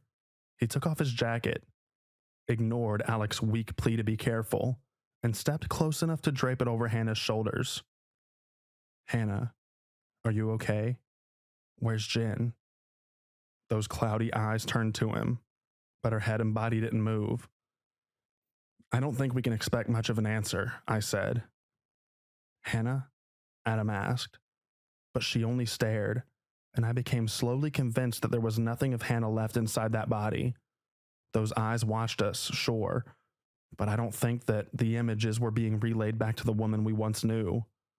Instead, I felt another intelligence behind them, something malignant, curious, dangerous. I don't know. For now, it felt content to watch us. And that, more than anything, worried me. She won't move, Adam said as he tried to turn her shoulders away and lead her indoors. She merely shrugged his hands off and continued to flick her gaze from each of us to the other. I pointed to the blood on the deck. It was already coagulated, the texture of rice pudding. No doctor's gonna fix that, I said. Just leave her there. Maybe tie her to the gunwale first with a length of rope. I don't think we need her roaming around the place. Hannah was gone in the morning. The rope we'd tied her to was overboard, and when we pulled it up, we found it soaked in a foul-smelling liquid. Even worse, despite briefing everyone and making it clear to stay away, we were down a person on the head count. I wasn't sure how, but I figured the two events were related, and the thought made me shudder. God help the poor soul she'd taken down there with her. By now, the atmosphere had taken a dark turn. One by one, everyone had come along, usually in groups of 2 or 3, and in bright daylight, to gawk at Hannah during the time she'd been aboard. The effect was haunting. Not just the sight of a walking corpse. No, it was the intelligence behind her eyes that was really unsettling. I got the distinct sense that she was watching us, counting our number, and gathering a sense of who and what we were. I don't think I was the only one to feel that way. After discovering someone was missing the next day, everyone pretty much locked themselves in their cabins and stayed out of sight, and I couldn't blame them. Only Adam, Alec, and I stuck around the deck, and even that was only to try and find a way out of this mess. Not that the others were idle. At least one group of crew had banded together and were trying to make a raft out of spare material in the hold below. Another were working on their computers to try and get the Coast Guard to us. Meanwhile, the actual sailing crew had fallen in line under one of the engineers and were working furiously to get the engine back online. My plan was a little simpler. "This isn't safe," Adam said as I threw another lump of wood onto the pile and timber that floated below. "Nope," I replied. "It isn't." But that didn't stop him handing me another piece we'd torn from the ship's interior. Alex soon appeared, hauling another table from the canteen. "I'll break this up," he said. "Adam, you get the fuel?" "Wasn't easy," he replied. "The guys down below didn't want to let it go. They're convinced they'll have us up and running in no time." "We don't need all of our supply to go to shore," Alex said. "If they succeed, great. But I'd like to give this plan a go anyway." "Coast Guard know what to look for?" I asked, and he nodded. "Big plume of smoke." "Does it look big enough?" I asked after we finished throwing the table, one leg at a time, onto the pile below. "If the plastic catches, then we should be good, right?" Adam said. "And it doesn't have to be big, just smoky." Alex surveyed the wood and shrugged. I'd managed to hook a bundle of floating tires and nets and was using that as the base of the bonfire. "There's a serious risk we could set this whole fucking patch alight," Adam said, "us included. Or the smoke could suffocate us all, like being trapped in a wildfire," I added, and both Adam and Alec looked at me with frustration. "It was your plan," Adam grumbled. "I'm just pointing out that this plan isn't safe. It's just a plan, and I don't think we're at a huge risk. The wood will burn, but everything below, it might char and bubble, might go up a little, but it's also soaked in water. I don't think this whole thing is going to go up in flame. I mean, it's been here for years. If it could burn, wouldn't someone just have done that already? Just torch the whole patch? If not to get rid of it, then just for fun?" Alex sighed. "He's right," he replied. "I don't think we need..." "What?" I stopped what I was doing, pouring gasoline haphazardly over the side of the ship, and turned to look in the direction of Alec and Adam's gaze. They were staring at the strangest damn thing I'd ever seen. It looked like a blimp almost, but floating in the water. A large round object with a ribbed striated surface. Its skin was pale blue, but the space between each striation blood red. It made me think of some jellyfish, maybe. Like a man of war. Only, this thing was the size of a small house. "It's definitely coming towards us, right?" Adam asked, and Alec nodded. I think I sensed the danger early on. In fact, the others probably did too, but we were baffled by this strange shape. It looked like nothing I'd ever seen before, and as it came closer, it carried with it the most god-awful sound you could ever imagine. It was like metal struggling to hold up some impossible weight. A long, drawn-out, keening wail that was so loud it drew everyone out of the hold and onto the deck, where all of us, a crowd of 30, stared in disbelief. By the time it was close enough to bump against the ship's hull, the sound it emitted was deafening. Alec asked me a question, but I couldn't hear him, so he nudged my arm and pointed at the water below.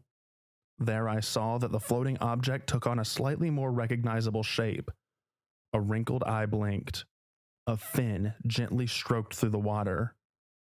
It was a whale, and I suddenly remembered tales of how their floating carcasses could inflate to impossible sizes and pose serious risks to passing ships. All that pressure and rancid meat, a pressure cooker of disease that could send lumps of meat as big as human hurling for hundreds of meters. I ran and hit the floor just as it went off. I lifted my head to pure carnage. A crowd of 30 people were screaming, everyone soaked top to bottom in blood and rotten fat. White irises glared at me from faces painted crimson, and dozens were on their knees coughing and retching. But it wasn't just disgust. Something else was going on. Adam crawled towards me, screaming in pain. "Get it off," he shrieked as he tried to pull his top off. "Get it the fuck off of me." I rushed over and helped him pull the t-shirt off, only to reveal something crawling over his skin. It too was soaked in blood and hard to see, with frighteningly long legs, with a small disc-shaped body. It skittered out of sight at lightning speed. But it wasn't alone. Dozens of them covered Adam's skin, and they were biting and latching onto his flesh, wrapping legs around his torso like harvestmen against tree bark. I dug my fingers under one set of spidery legs and tore them away, but it wasn't enough. I saw at least 3 of them burrow into his flesh and disappear. I looked around and slowly appreciated the scale of what had just happened. The deck was covered in hundreds of these monstrous sea spiders, and they were making short work of everyone left alive after the explosion. Already there were at least 10 people convulsing on the floor as these plate-sized arachnids tore through their insides. This wasn't my proudest moment, but even as Adam screamed and begged for help, I knew there was nothing I could do except run. So I turned, ready to flee, and saw Alex stood before me soaked in gore. He had a can of gasoline over his head, its contents already dripping through his hair and trickling across the deck. "It's inside me," he whispered as his thumb ripped the flint of a lighter over and over, trying desperately to get it to ignite. I looked down and saw gasoline spreading amongst my feet. "Alec," I said. "Alec, what?" The lighter caught. For a flash, there was only a tiny flame hovering over his thumb. Then it finally found the fuel, and all hell went loose. The fire was virulent. People, already soaked in blubber, became living candles that thrashed and ran across the ship, fleeing deeper into the decks below and spreading the flames faster than I thought possible. I was forced to flee to the stern of the ship where the air was clearer. Once there, I gripped the railing and turned to face that fire. People still screamed, but as the seconds ticked on, the agonized cries of those still alive began to thin out as one by one they died out of my sight. My heart sank. It was clear there was no saving the ship. We had life rafts, but they were at the bow and already lost. The last thing I wanted to do was jump into the water, but it was starting to look like it was that or burning alive. I was genuinely contemplating which of the 2 deaths I'd rather, when I heard a noise I'd spent days hoping to hear. For a moment, I thought it might be a cruel trick of the mind, but it grew with each passing second until I was finally sure of what it was. A helicopter. It circled the ship at some distance, unable to come closer because of the smoke. I could already feel the heat at my back as the fire caught up with me, and I looked down below, convinced that swimming was not an option. But what if no one saw me, I thought. The smoke was growing thicker with every second. What if they left, thinking they couldn't help anyone? Hannah had joked that in places the island was thick enough to support a person's weight. I looked at the floating garbage below, and decided I had to at least try, especially with help so close by. I needed a way to get noticed. And thankfully, a first aid box on the nearby wall contained a flare that I grabbed and stuffed into my pocket. I climbed the rail and awkwardly lowered myself down as far as I could until I finally had to let go and drop the rest of the way. My feet hit something solid enough to stop myself instantly being submerged, but it quickly began to sink into the water. Before it got further than my knees, I jumped onto another clump of floating plastic, and that too began to sink. I quickly realized that if I stayed in one place for even a second, my weight would overcome the island's buoyancy. I couldn't risk the water, not with what I knew. So I ran. I picked footholds at random, and sometimes not very well. At one point, my heel struck the edge of some bundled up net filled with buckets, only for the whole thing to rotate and nearly pitch me into the water. But I had enough forward momentum to be sent hurtling onto what might have once been the fiberglass prow of an old speedboat. I don't know how far I got before I struck the flare and began to scream. I couldn't turn or stop, not even for an instant. If I did, I would sink and drown, or maybe worse. All I could do was keep going, 1 foot at a time, and just pray that the helicopter saw me as I held the glowing fireball over my head at arm's length. Eventually, my luck had run out, though. The floating island was a piecemeal jumble of old trawling nets and dumped plastic, and I stepped onto what looked like a fairly buoyant clump of paddles and nylon rope, expecting it to hold me up, only for it to give in instantly. I hit the water face first. The flare went out. I tried to kick, to free my leg and keep going, but it was useless. All hope drained. I hadn't had time to hold my breath, and already my lungs were burning. Unable to help myself, I looked down. I saw shapes floating in the water. Vertical. At rest. People. Whales. Sharks. Squid. Turtles. Lifeless things that lay in wait. Part of something larger, I'm sure. Below them, a single shadow, too dark to simply be the abyss.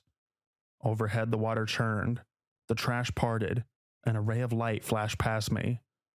It was weak, but it landed on whatever was below. It was big, too big to make sense of, too big to give a shape. In the end, I think I only saw part of it. An eye. Nothing more. It saw me. I know, because one of the floating animals, a squid, broke out of its trance and began to glide towards me. It too was a broken, mutilated thing kept alive, an undead monstrosity enslaved by whatever lay below. I suddenly began to regret not burning to death. The squid was 100 yards out when something plopped into the water below me. I looked up into the blinding sun and saw a ladder within arm's reach. I grabbed it, and with a mind that no longer felt whole, I quickly climbed out of the water. I wouldn't bother, the man said as he sat down beside me on the park bench. I snatched my phone into my pocket, irritated that someone had clearly been reading over my shoulder. They won't publish anything in the news. They didn't when I tried. Email them all you want. CNN, Fox, whoever.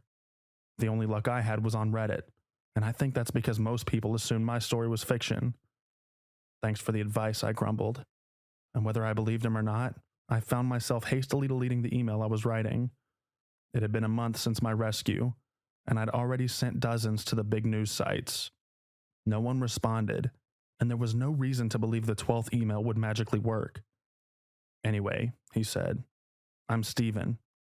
I'm a scientist who used to specialize in robotics. What do you specialize in now? I asked. I think, he said, firmly planting the emphasis on the last word. I specialize in whatever it was you saw down in that water. I hope I'm wrong, of course, because what I specialize in, what I saw, last time I saw it, it was trapped. But if you saw it too, out in the open water, well, I don't even want to think about what that means. Say, did that fellow at the end say his name was Steven? That sounds familiar. Oh boy, it sounds like the ocean is really taking a turn for the worse these days. Skelexa, remind me to sell my inflatable raft when I get home. Oh, and the pool noodle. Can't be too safe these days, can we? If you enjoyed this story, please check out the author, Christian Wallis, in the links below. If you enjoyed Interscare's work, you can find links to his channel below as well. As a matter of fact, you might even find the voice of a certain midnight host there, if you look hard enough. Oh, just in time. I was just thinking I'd like to order a pizza. Oh, wait, no, that's not right. You call them, not the other way around. Well, maybe another story will tide me over. Hello, caller. You're on the line. Well, hello there, Midnight Host. Thank you for having me. Don't mind me. I've been watching you for a while now. I am Lady Spookaria. I'm a horror narrator and writer on YouTube. I primarily narrate my own stories. However, I've also recorded stories by amazing writers. I'm currently working on several story series, my main two being the Harper Codex and Survival in the Waste, along with standalones and other series. I also have regular live streams on my channel that are a lot of fun. I bring on guests, chat and hang out, play games and some other things. Why not drop by sometime? The story I'm narrating today is called Silent Warnings by Justine Perry, and I very much hope you enjoy it, nearly as much as I did.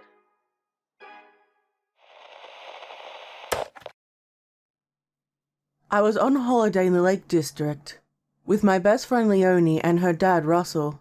We were nearing the end of a circular hike. "Take me to the lakes where all the poets went to die," sang Leonie. Russell and I walked behind her, debating whether the 80s or 90s were the better decade.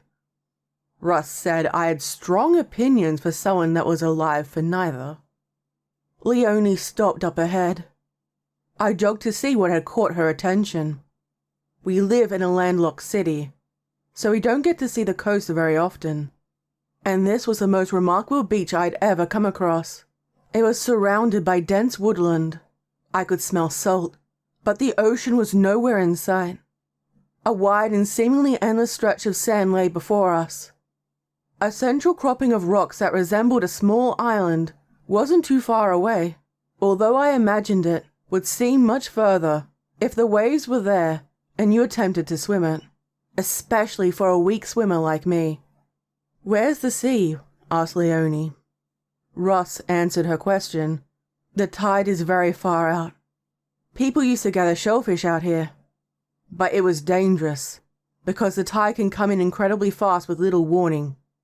Sometimes people got caught out and couldn't run back to shore quick enough. They couldn't afford not to do the work. It wouldn't be allowed these days, of course." "That's so sad," I said, thinking how awful it must have been to drown, trying to put food on the table.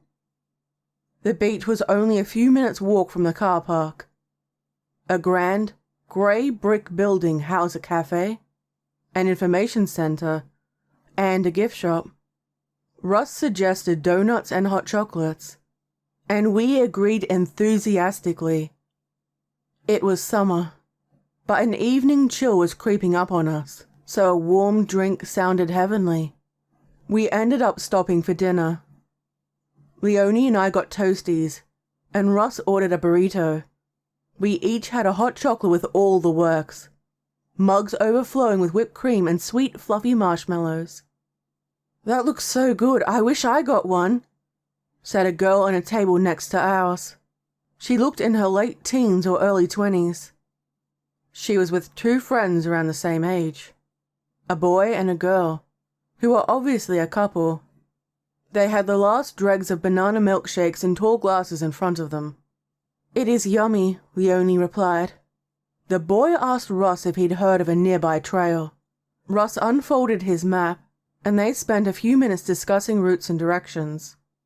"I'm Lucy," said the first girl.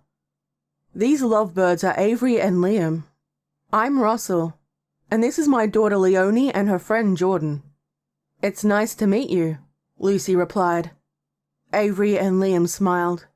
Russ can talk for days, So we spent half an hour chatting about our trip so far, places we camped, and hikes we enjoyed, until Lucy said they needed to leave because they wanted to get in a short hike before dark. We said our goodbyes. Ross brought me and Leonie donuts after they left. I had just swallowed my last bite and was chasing rogue grains of sugar round my plate with my finger when I heard screaming. We looked at each other in alarm. I had friends who shrieked when messing around. It angered my mom because she said nobody would come if we ever genuinely needed help. But this screaming was different. It sounded like someone's worst fear standing in front of them. The lady behind the counter also looked concerned. Russ bolted out of his seat, sending his chair skidding backwards across the floor. Leonie sprinted after him. I followed, struggling to keep up. The screaming was coming from the beach. Avery came sprinting out of the woods before we got there. "Help! Please help me!" she cried through heavy breaths. "What happened? Is someone hurt?" Russ asked urgently. "It's Liam and Lucy. They're stuck in the sand and the water's coming in, like really fast." Russ pulled his phone free from the lining of his pocket, but looked at the screen in frustration. No signal. There hadn't been any when we arrived. I checked my phone in case, but I still had 0 bars. Russ gave his phone to Leonie. "Go to the road, try to get signal, and call 999, he told her. He sprinted toward the beach while Leonie ran across the car park in the direction of the road. I followed Russ. So did Avery. Lucy's desperate screams for help grew louder as we got closer. It probably took us less than a minute to reach the beach, but by the time we got there, the water was up to Liam's chest and Lucy's neck. She was either shorter than him or had been pulled deeper into the sand. Russ ran onto the beach and dived into the aggressive waves. I screamed as he disappeared beneath the surface. "Maybe the cafe has another phone," I blurted. I started running back before Avery could respond. It was a wise idea to see if the cafe had a landline or public phone, but I think it was more that I couldn't bear the thought of standing helplessly at the side, unable to do anything but watch Russ drown. He'd been like a second father to me. The lady working in the cafe said she'd already called emergency services, so reluctantly, I returned to the beach. The relief was indescribable when I saw a shivering Russell on the path. I looked around and there was no sign of Lucy or Liam. Avery was crying hysterically. I put my arms around her shoulders and glanced at Russ. He shook his head with tears in his eyes. Sirens screeched as darkness began its descent. A helicopter passed overhead, but it was too late. Russ led me back to the car park after the search, and rescue workers arrived on foot. He tried to encourage Avery to come with us, but she shook him off. The cafe worker gave Russ a towel and a blanket and seated him in front of the fire. She made us a pot of coffee that we barely touched. Silent tears fell down Leonie's face. A paramedic checked Russ over. She told us what we already knew. They hadn't been able to get to Lucy and Liam in time. The 3 friends had tried to walk the rocky island in the sand, not noticing the sign warning people to keep off the beach because of quicksand. Avery had been a few steps behind the others and was able to retreat to the path. Russ attempted to pull Lucy and Liam's legs free without his own body touching the sand, but they were caught in its steel grasp. "I didn't see any sign," I muttered. "Neither did I," Leonie said. It was half covered by bushes and the letters were faded. "But it was there," Russ replied. The aging wooden sign was replaced with a larger and more durable alternative. It's a shame it took 2 deaths for this to happen. Quicksand. Nature's most insidious sand-based murderer. You think everything is fine and you're having a jolly frolic about the beach, and then BAM! You're up to your eyes in gritty, sludgy doom.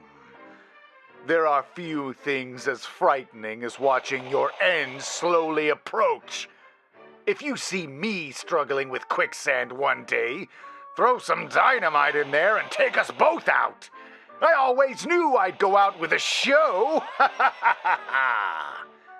If you enjoyed this story, please check out the links to the author, Justine Perry, and the narrator, Lady Spookaria, below.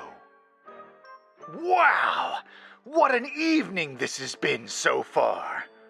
I'm feeling a bit like telling a story myself. So without further ado, tonight we'll find ourselves adrift again on the high seas, where a couple of sailors are exchanging stories about a sea monster called the Black Shark. Shortly after, a hulking, gigantic shadow can be seen following the boat. But not everything, or indeed everyone, is as it seems at first. This story is called Something is Stalking the Seas, and was written by J.M. Cannon.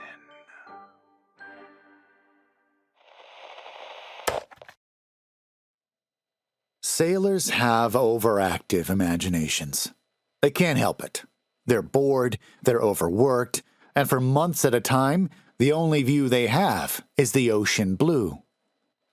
But boredom does make for good legends, and in a way, it turns every sailor into a storyteller. It's part of the job. After a lifetime of midnight watches, there's no seasoned seaman that hasn't seen something he can't quite explain. Lights in the distance, orbs in the sky, or strange beasts propelling through the water. I've heard it all, and after 9 years of sailing, I was still waiting on my story. It came when they all do. 2 a.m., not enough caffeine. I was aboard the Gold Maris, but there was nothing gold about it. It was a beat-to-shit bulk carrier that had seen nearly 30 years of salt water.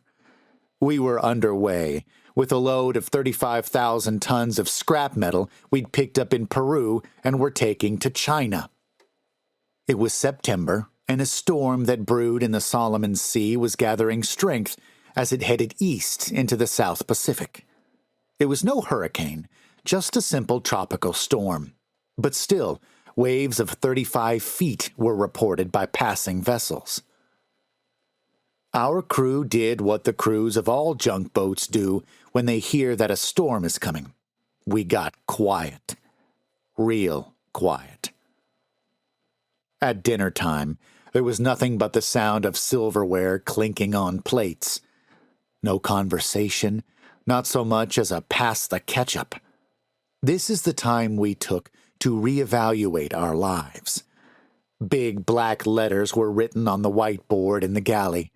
A warning in English and Filipino. Rough weather. Secure all items in your rooms. Do not go on deck. The do not go on deck part was for those looking to have a smoke. Doing deck rounds was part of my job. I was on the bridge as wheelsman that night, and every 4 hours when I traded shifts, I had to walk the length of the ship to make sure everything was secure for the storm. 2 a.m. rolled around, and Johnny came to replace me. One of the most redeemable things about work is that it forces you to be friends with people you'd never imagine you'd get along with. Johnny was a Filipino sailor, 62 years old, in a perpetually good mood, and loved to eat all the best cereal before I could get my hands on it. "Sup, Johnny?"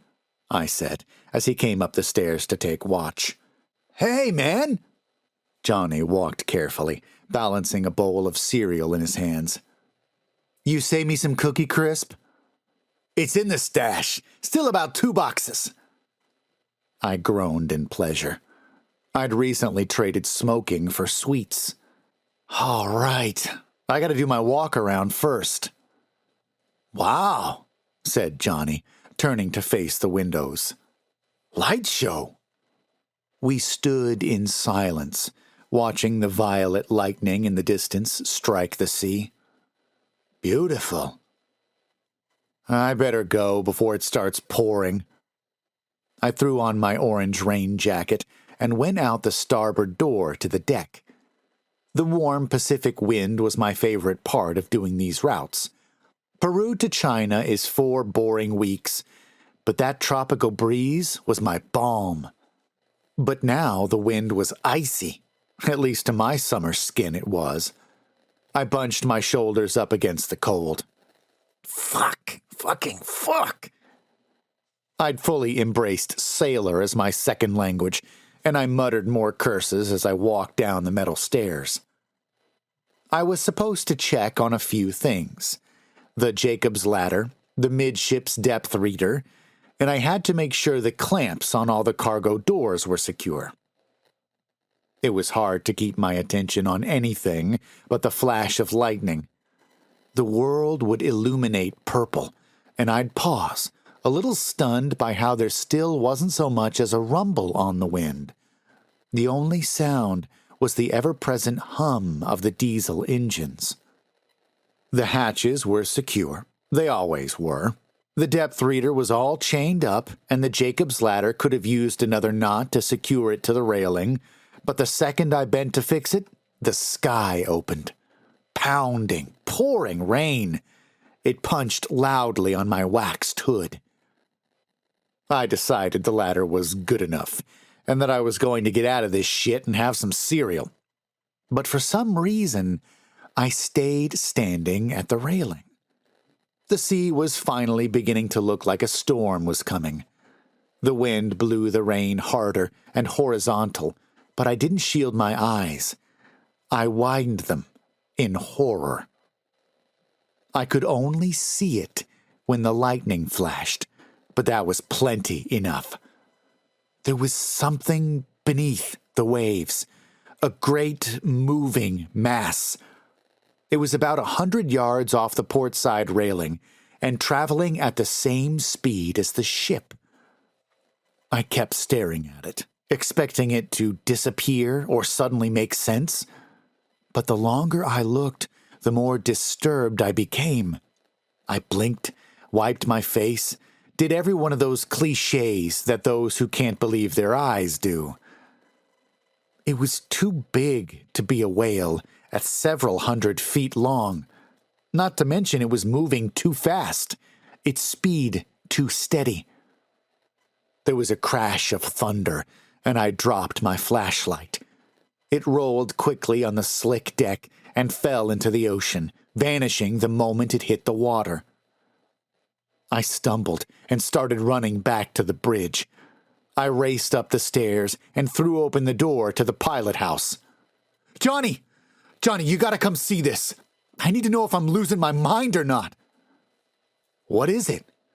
There's something in the water. He raised his brow and stood.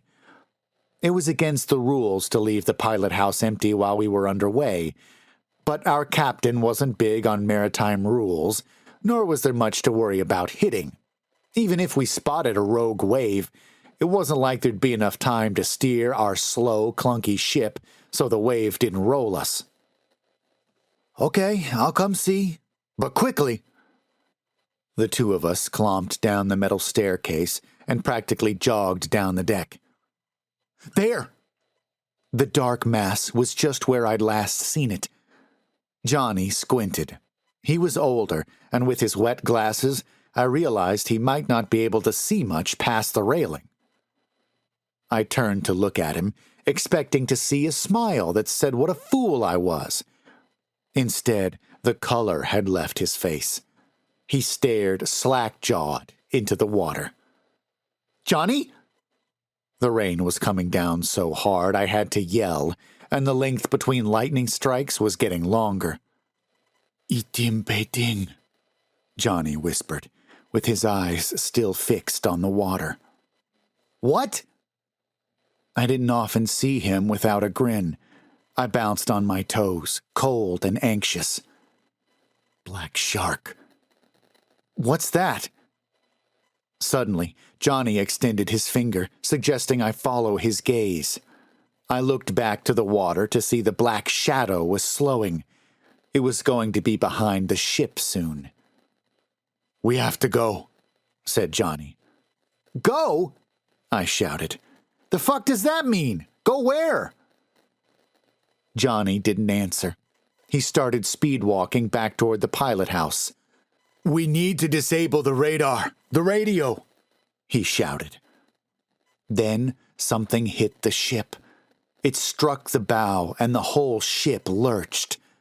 We both fell, and it wasn't until I felt my stomach drop from a lack of gravity that I realized we'd hit a wave, a giant one. The ship was pointed down now. We were in a racing descent into the trough of the wave. Johnny and I rolled down the deck. I was able to grab onto the railing, but Johnny kept tumbling. The ship leveled out at the bottom of the wave, and I suddenly didn't have to hold on for dear life, but there'd be waves just like it. Johnny! I shouted. I'd lost track of him. I heard a distant murmur, and then I saw him. The Jacob's ladder had unfurled overboard. It was still attached to the railing, and Johnny clung to a rung as the ladder dangled against the side of the ship. I ran to where he was. Hey! I dropped to my stomach and reached my hand down, but he didn't react. If another wave hit now, I was a dead man. I wasn't bracing myself or anything. I just wanted to save Johnny. His glasses were bent and broken on his face. The lens from one had shattered against his cheek, and blood streaked down to drip off his chin. Come on, give me your hand. He was reluctant, but he gave in. I pulled him back up and over the railing, but he immediately fell, clutching his leg. Ah! He screamed in pain. What? What is it? My leg. I think it's broken. If we wait for a stretcher, we die. Johnny bit his lip and nodded. I threw my arm across his shoulders, and we hobbled our way back to the bridge. The wave was big enough to warrant a muster alarm. The entire crew was gathering in the galley to assess potential damage to the ship and themselves. Me and a couple of the engineers took Johnny the rest of the way to his room. We laid him on his bed and did our best to keep his leg braced, but this was a junk boat. Even if we were carrying a load of gold, our parent company still wouldn't pay to have a doctor aboard. We applied basic first aid in the form of a pint of brandy. I stayed by Johnny's side while one of the engineers went back to their duties. Thomas stayed. He was my second favorite person on the ship behind Johnny.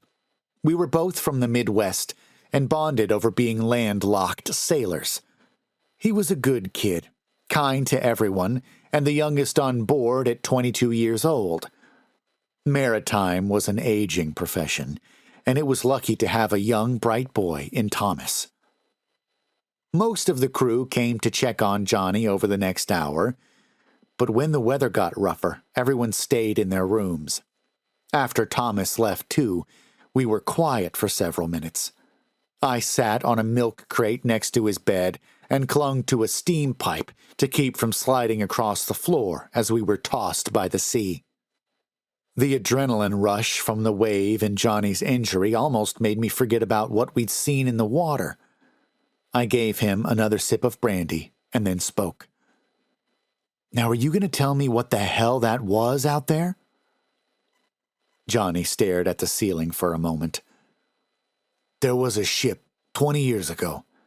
It was traveling a route similar to ours. It went down in a storm, supposedly. But the last message its captain ever sent out was that they were being followed. When he was asked by what, he said was Itim Peiting, black shark. Something dark, just beneath the surface, hundreds of feet long, was watching them, waiting. I had heard so many legends of strange things at sea, I couldn't exactly remember if I had heard of this before, but it sounded familiar. Those are just stories, Johnny. He shook his head slowly, almost sadly. I had a cousin who was on permanent route pretty much the same as that one. Not too different from ours now. Chile to China. loading copper and coming back for more every month. One day, there's a storm approaching, and from the stern deck, the whole crew gathered to watch this thing that followed them in the distance. He wasn't a superstitious guy. He joked about it to his wife on satellite call. He said it was the Black Shark. That was the last contact anyone had with a crew member of that ship. It sunk? A 3-year-old Panamax. A brand new ship, and it sinks in a little cyclone? Every ship that's ever seen the Black Shark, that it had crew that actually reported it, has sunk just days later.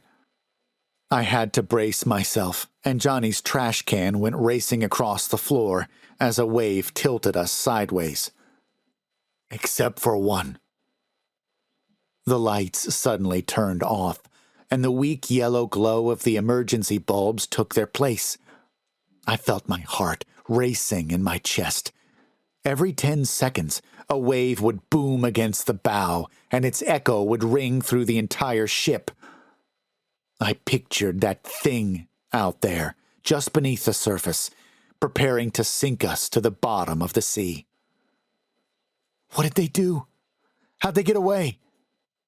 It was a fishing vessel, but no small ship, 250 feet long, 10,000 tons of storage. A beast for its class. One day, they saw the Black Shark, and there wasn't a single non-believing man on that boat. They knew legends, and they thought they were dead men, so they did what they could to try and save themselves. They destroyed their radar, their radio. They threw their EPIRB overboard and even set the lifeboat loose as a diversion, so the Black Shark would think they were in it. They sailed as a ghost ship for 2 weeks before reaching port, but they reached land alive. So I need to commit international felonies to save us? I'd go to prison even if we made it to port in one piece. I know, but it's worth a try. Otherwise, this metal piece of shit will be our tomb. The word tomb coincided with a massive wave that threw me against the wall. Johnny grimaced as he braced himself in bed. And of course, he caught his breath and continued, the lights are off. They might not even catch you. I tapped my foot anxiously. This thing, it sinks ships, but why? What's the reason? Are there any legends that answer that? Johnny pursed his lips and swallowed. Well, yes. All the sightings have been near here. The South Pacific and not all that far from Point Nemo. If you haven't heard of it, Point Nemo is the furthest place you can be from dry land on planet Earth. 1,670 miles until land ho. The exact location sits somewhere in the southwestern Pacific, although there's no actual marker. There are no shipping routes nearby, and there sure as shit isn't any fishing. If you're there, it's just you and the ocean blue. Or so sailors have always thought. Why Point Nemo? It brings the boats there, and once the sailors are drowned, they come back. There's been reports of sailors lost at sea, returning to their home ports. But something has taken them over, like a creature, using their bodies as a human host. Scary stories are told at campfires because of the frightful setting. Woods, darkness, sleeping with a thin layer of plastic between you and the world. It all amplifies the terror. But here, in this doomed boat, 1,000 miles away from anything, Johnny's story hit a nerve a campfire tale couldn't hope to touch. I was beginning to sweat with nervous fear. I got up to leave, and Johnny took my hand. Do what you think is best, but make up your mind. We don't have much time. I left his room and stood in the dark hall. I wasn't scheduled for a watch shift in the pilot house until the afternoon, and by then the captain would be there too, surveying our passage through the storm. I needed to destroy the radio in there, but there were other things on Johnny's list I could do, but I needed to act quick. I went to the windlass room where we kept our cold weather and rain gear and swapped rain jackets. The crew would recognize me in my orange coat, but in the forest green one I donned, I'd be invisible in the dark and the rain. Before I left, I paused. Sitting above a coil of hose was a fire axe. I snatched it and made my way outside. I raced up the outside stairs that ran up the side of the bridge. It was slow going. From the waves and the wind, I was being tossed back and forth against the railings. When I got to the landing that faced the windows to the pilot house, I could see the captain and second mate inside. I ducked quickly, but realized I didn't have to.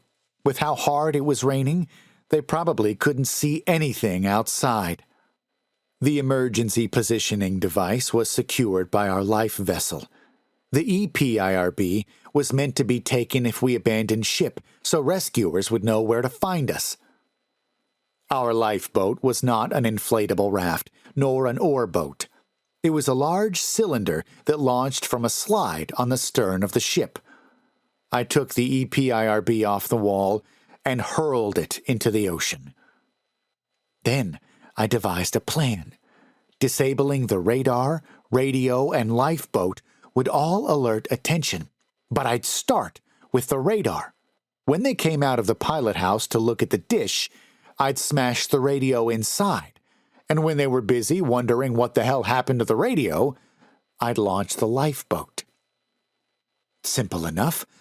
I climbed the ladder to the very top of the bridge. The radar dish was sturdy, but the fire axe was sturdier. I quickly severed it from its stand. I double-timed it down the ladder. Without radar, we were dead in the water, and both the captain and second mate burst out of the pilot house to inspect what was going on. I took the opportunity to sneak inside, and with just a dozen swings of the axe, I made the entire bridge of the ship useless. Sparks shot up from the control panels, and the cheap radio exploded into a million pieces. Now, I just had the lifeboat. Down the steps around the bend, and I was there. I lifted the axe above my head. Instead of undoing the ropes and pulling the cord, I was just going to cut it. But something caught my eye before I swung. Thomas was staring at me in horror. "Jake, is that you?" I brought the axe down gently. Thomas was halfway out the stern door that led towards the cabins.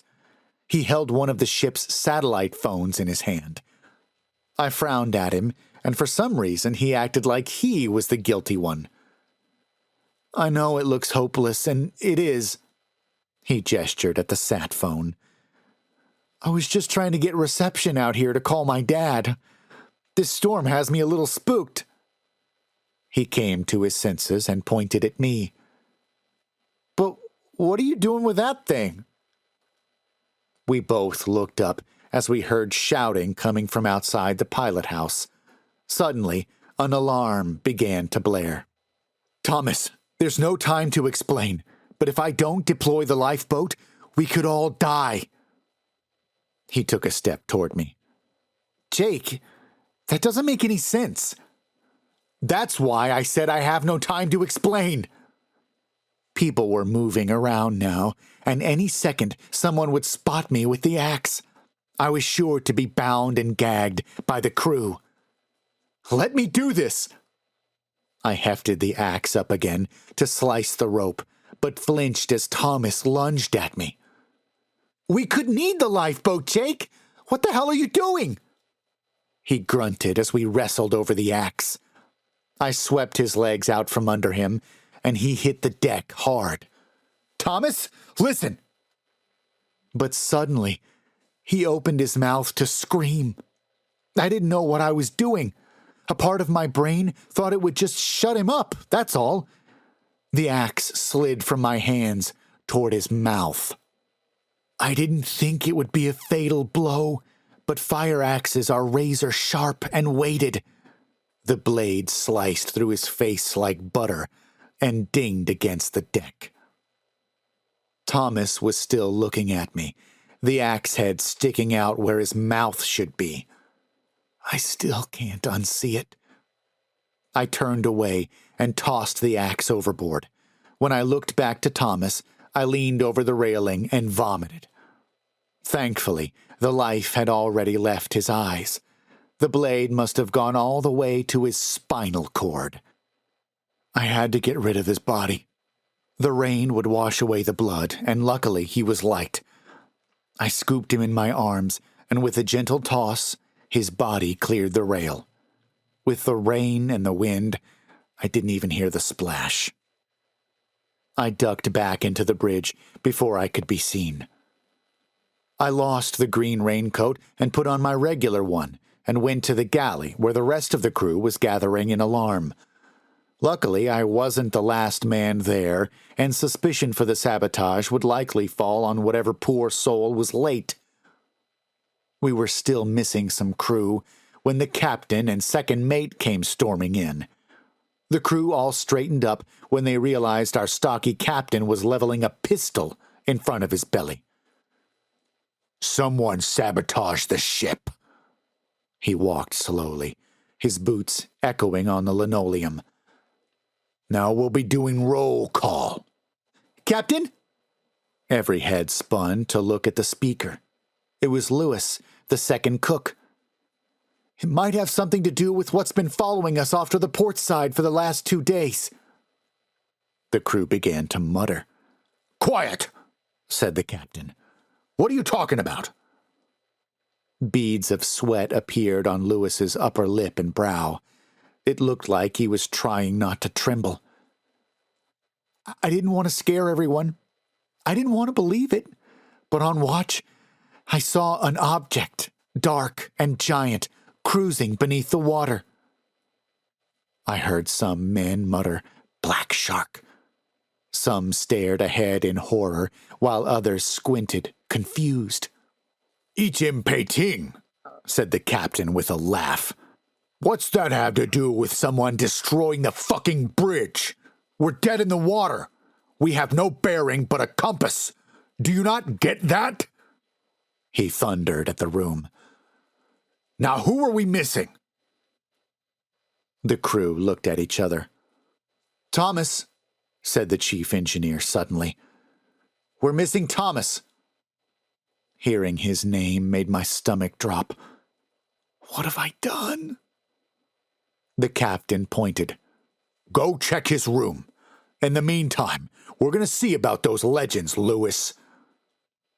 I watched Lewis gulp nervously, and we followed the captain, shuffling out towards the stern deck, as silent as a funeral procession. Outside, the rain was still pounding down. "Fire up the spotlights!" shouted the captain. A few crew members went forward to the deck lights that were attached to the stern railing. They cranked them to full blast and began sweeping the beams of light across the sea. 30 seconds passed in silence as they searched. Then a minute. "It's too dark! The water's too rough to see, sir!" The captain looked towards the eastern horizon. "Then we'll wait until dawn." The crew started making their way back inside, but the captain shouted, "Out here!" For the next hour, we stood silent in the pouring rain. We were freezing and soaked, tired as all hell, but we had to keep our bodies flexed and alert to keep from toppling over when we were rocked by waves. It felt like an eternity until the sun rose behind the storm clouds. The water went from black to gunmetal gray, and we could see more by the minute. Suddenly, one of the men on the spotlights raised his arm in a point. He didn't shout or call out. We were still silent, jostling over one another to see what he was pointing to. There, not far off the port side, was a long black shadow, just like I'd seen earlier in the night. "What the hell is that?" "Shh," said the captain, as he went to the railing. We watched it for several minutes, no one daring to speak. It was like the first time I saw it. We were hoping the shadow under the waves would suddenly make sense or simply disappear, but we had no luck. In fact, we gasped as the mass began to breach. "It's coming up," said Lewis. "Oh my God, it's coming up!" It broke the surface of the water, and white suds splashed off its sides as it came to rest. The crew started smiling and laughing. I found myself jeering too. The black mass was a submarine. At least it looked like one.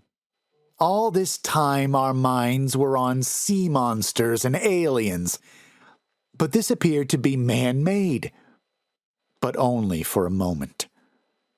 We got quiet again as we noticed it was missing a bridge. The classic fin that juts up on the top of every submarine was missing. It was one complete tube with no markings, no ship numbers, nothing.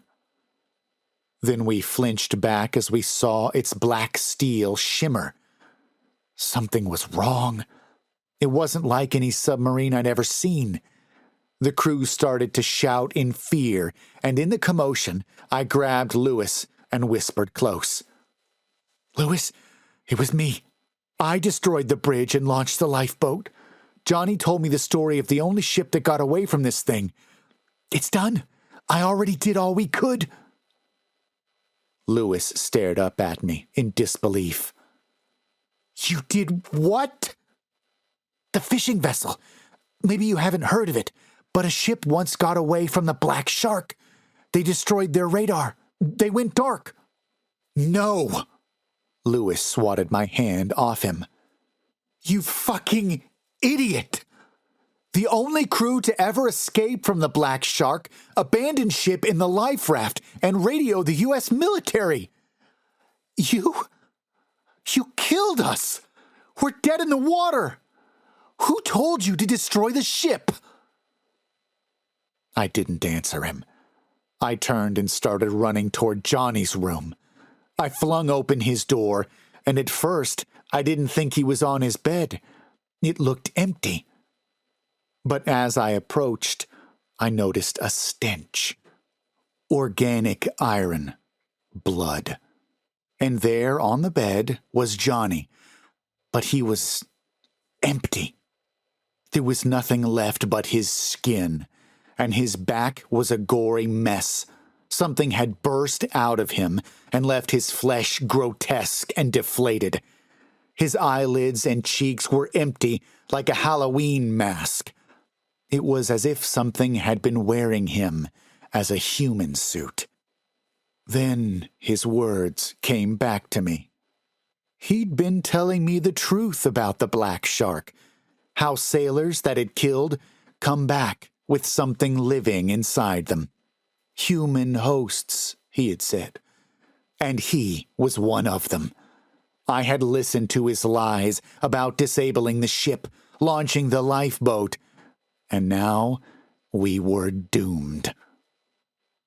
I'm sending this message out in hopes a satellite can pick it up. There's a chance that one comes in range for a brief time, just long enough for my story to be sent out from this damned ship. When I walked back to the stern deck, most of the crew were still there.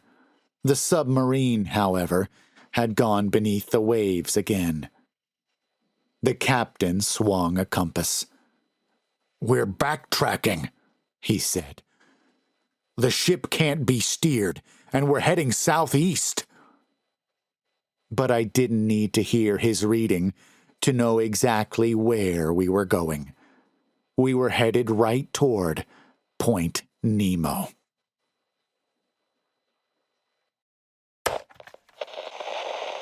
What a night! Chills, thrills, kills! I hope you found someone new to love over the course of the evening. I'd like to give one more big shout out to tonight's callers and authors. Miss Creepy Tales told us the story of the Sirens of Fairbank Lodge, which was written by SirenSatyr. PhoenixFire told us my research team discovered a lake of water trapped miles beneath the Antarctic ice. It all went wrong after we lowered the first drone. And Interscare told us there's something terrible hiding in the Great Pacific Garbage Patch, both of which were written by the talented and wonderful Christian Wallis. Lady Spookaria read us Silent Warnings, which was written by Justine Perry. And me, well, I told you Something is Stalking the Seas, which was written by J.M. Cannon, who, by the by, has just released a new book.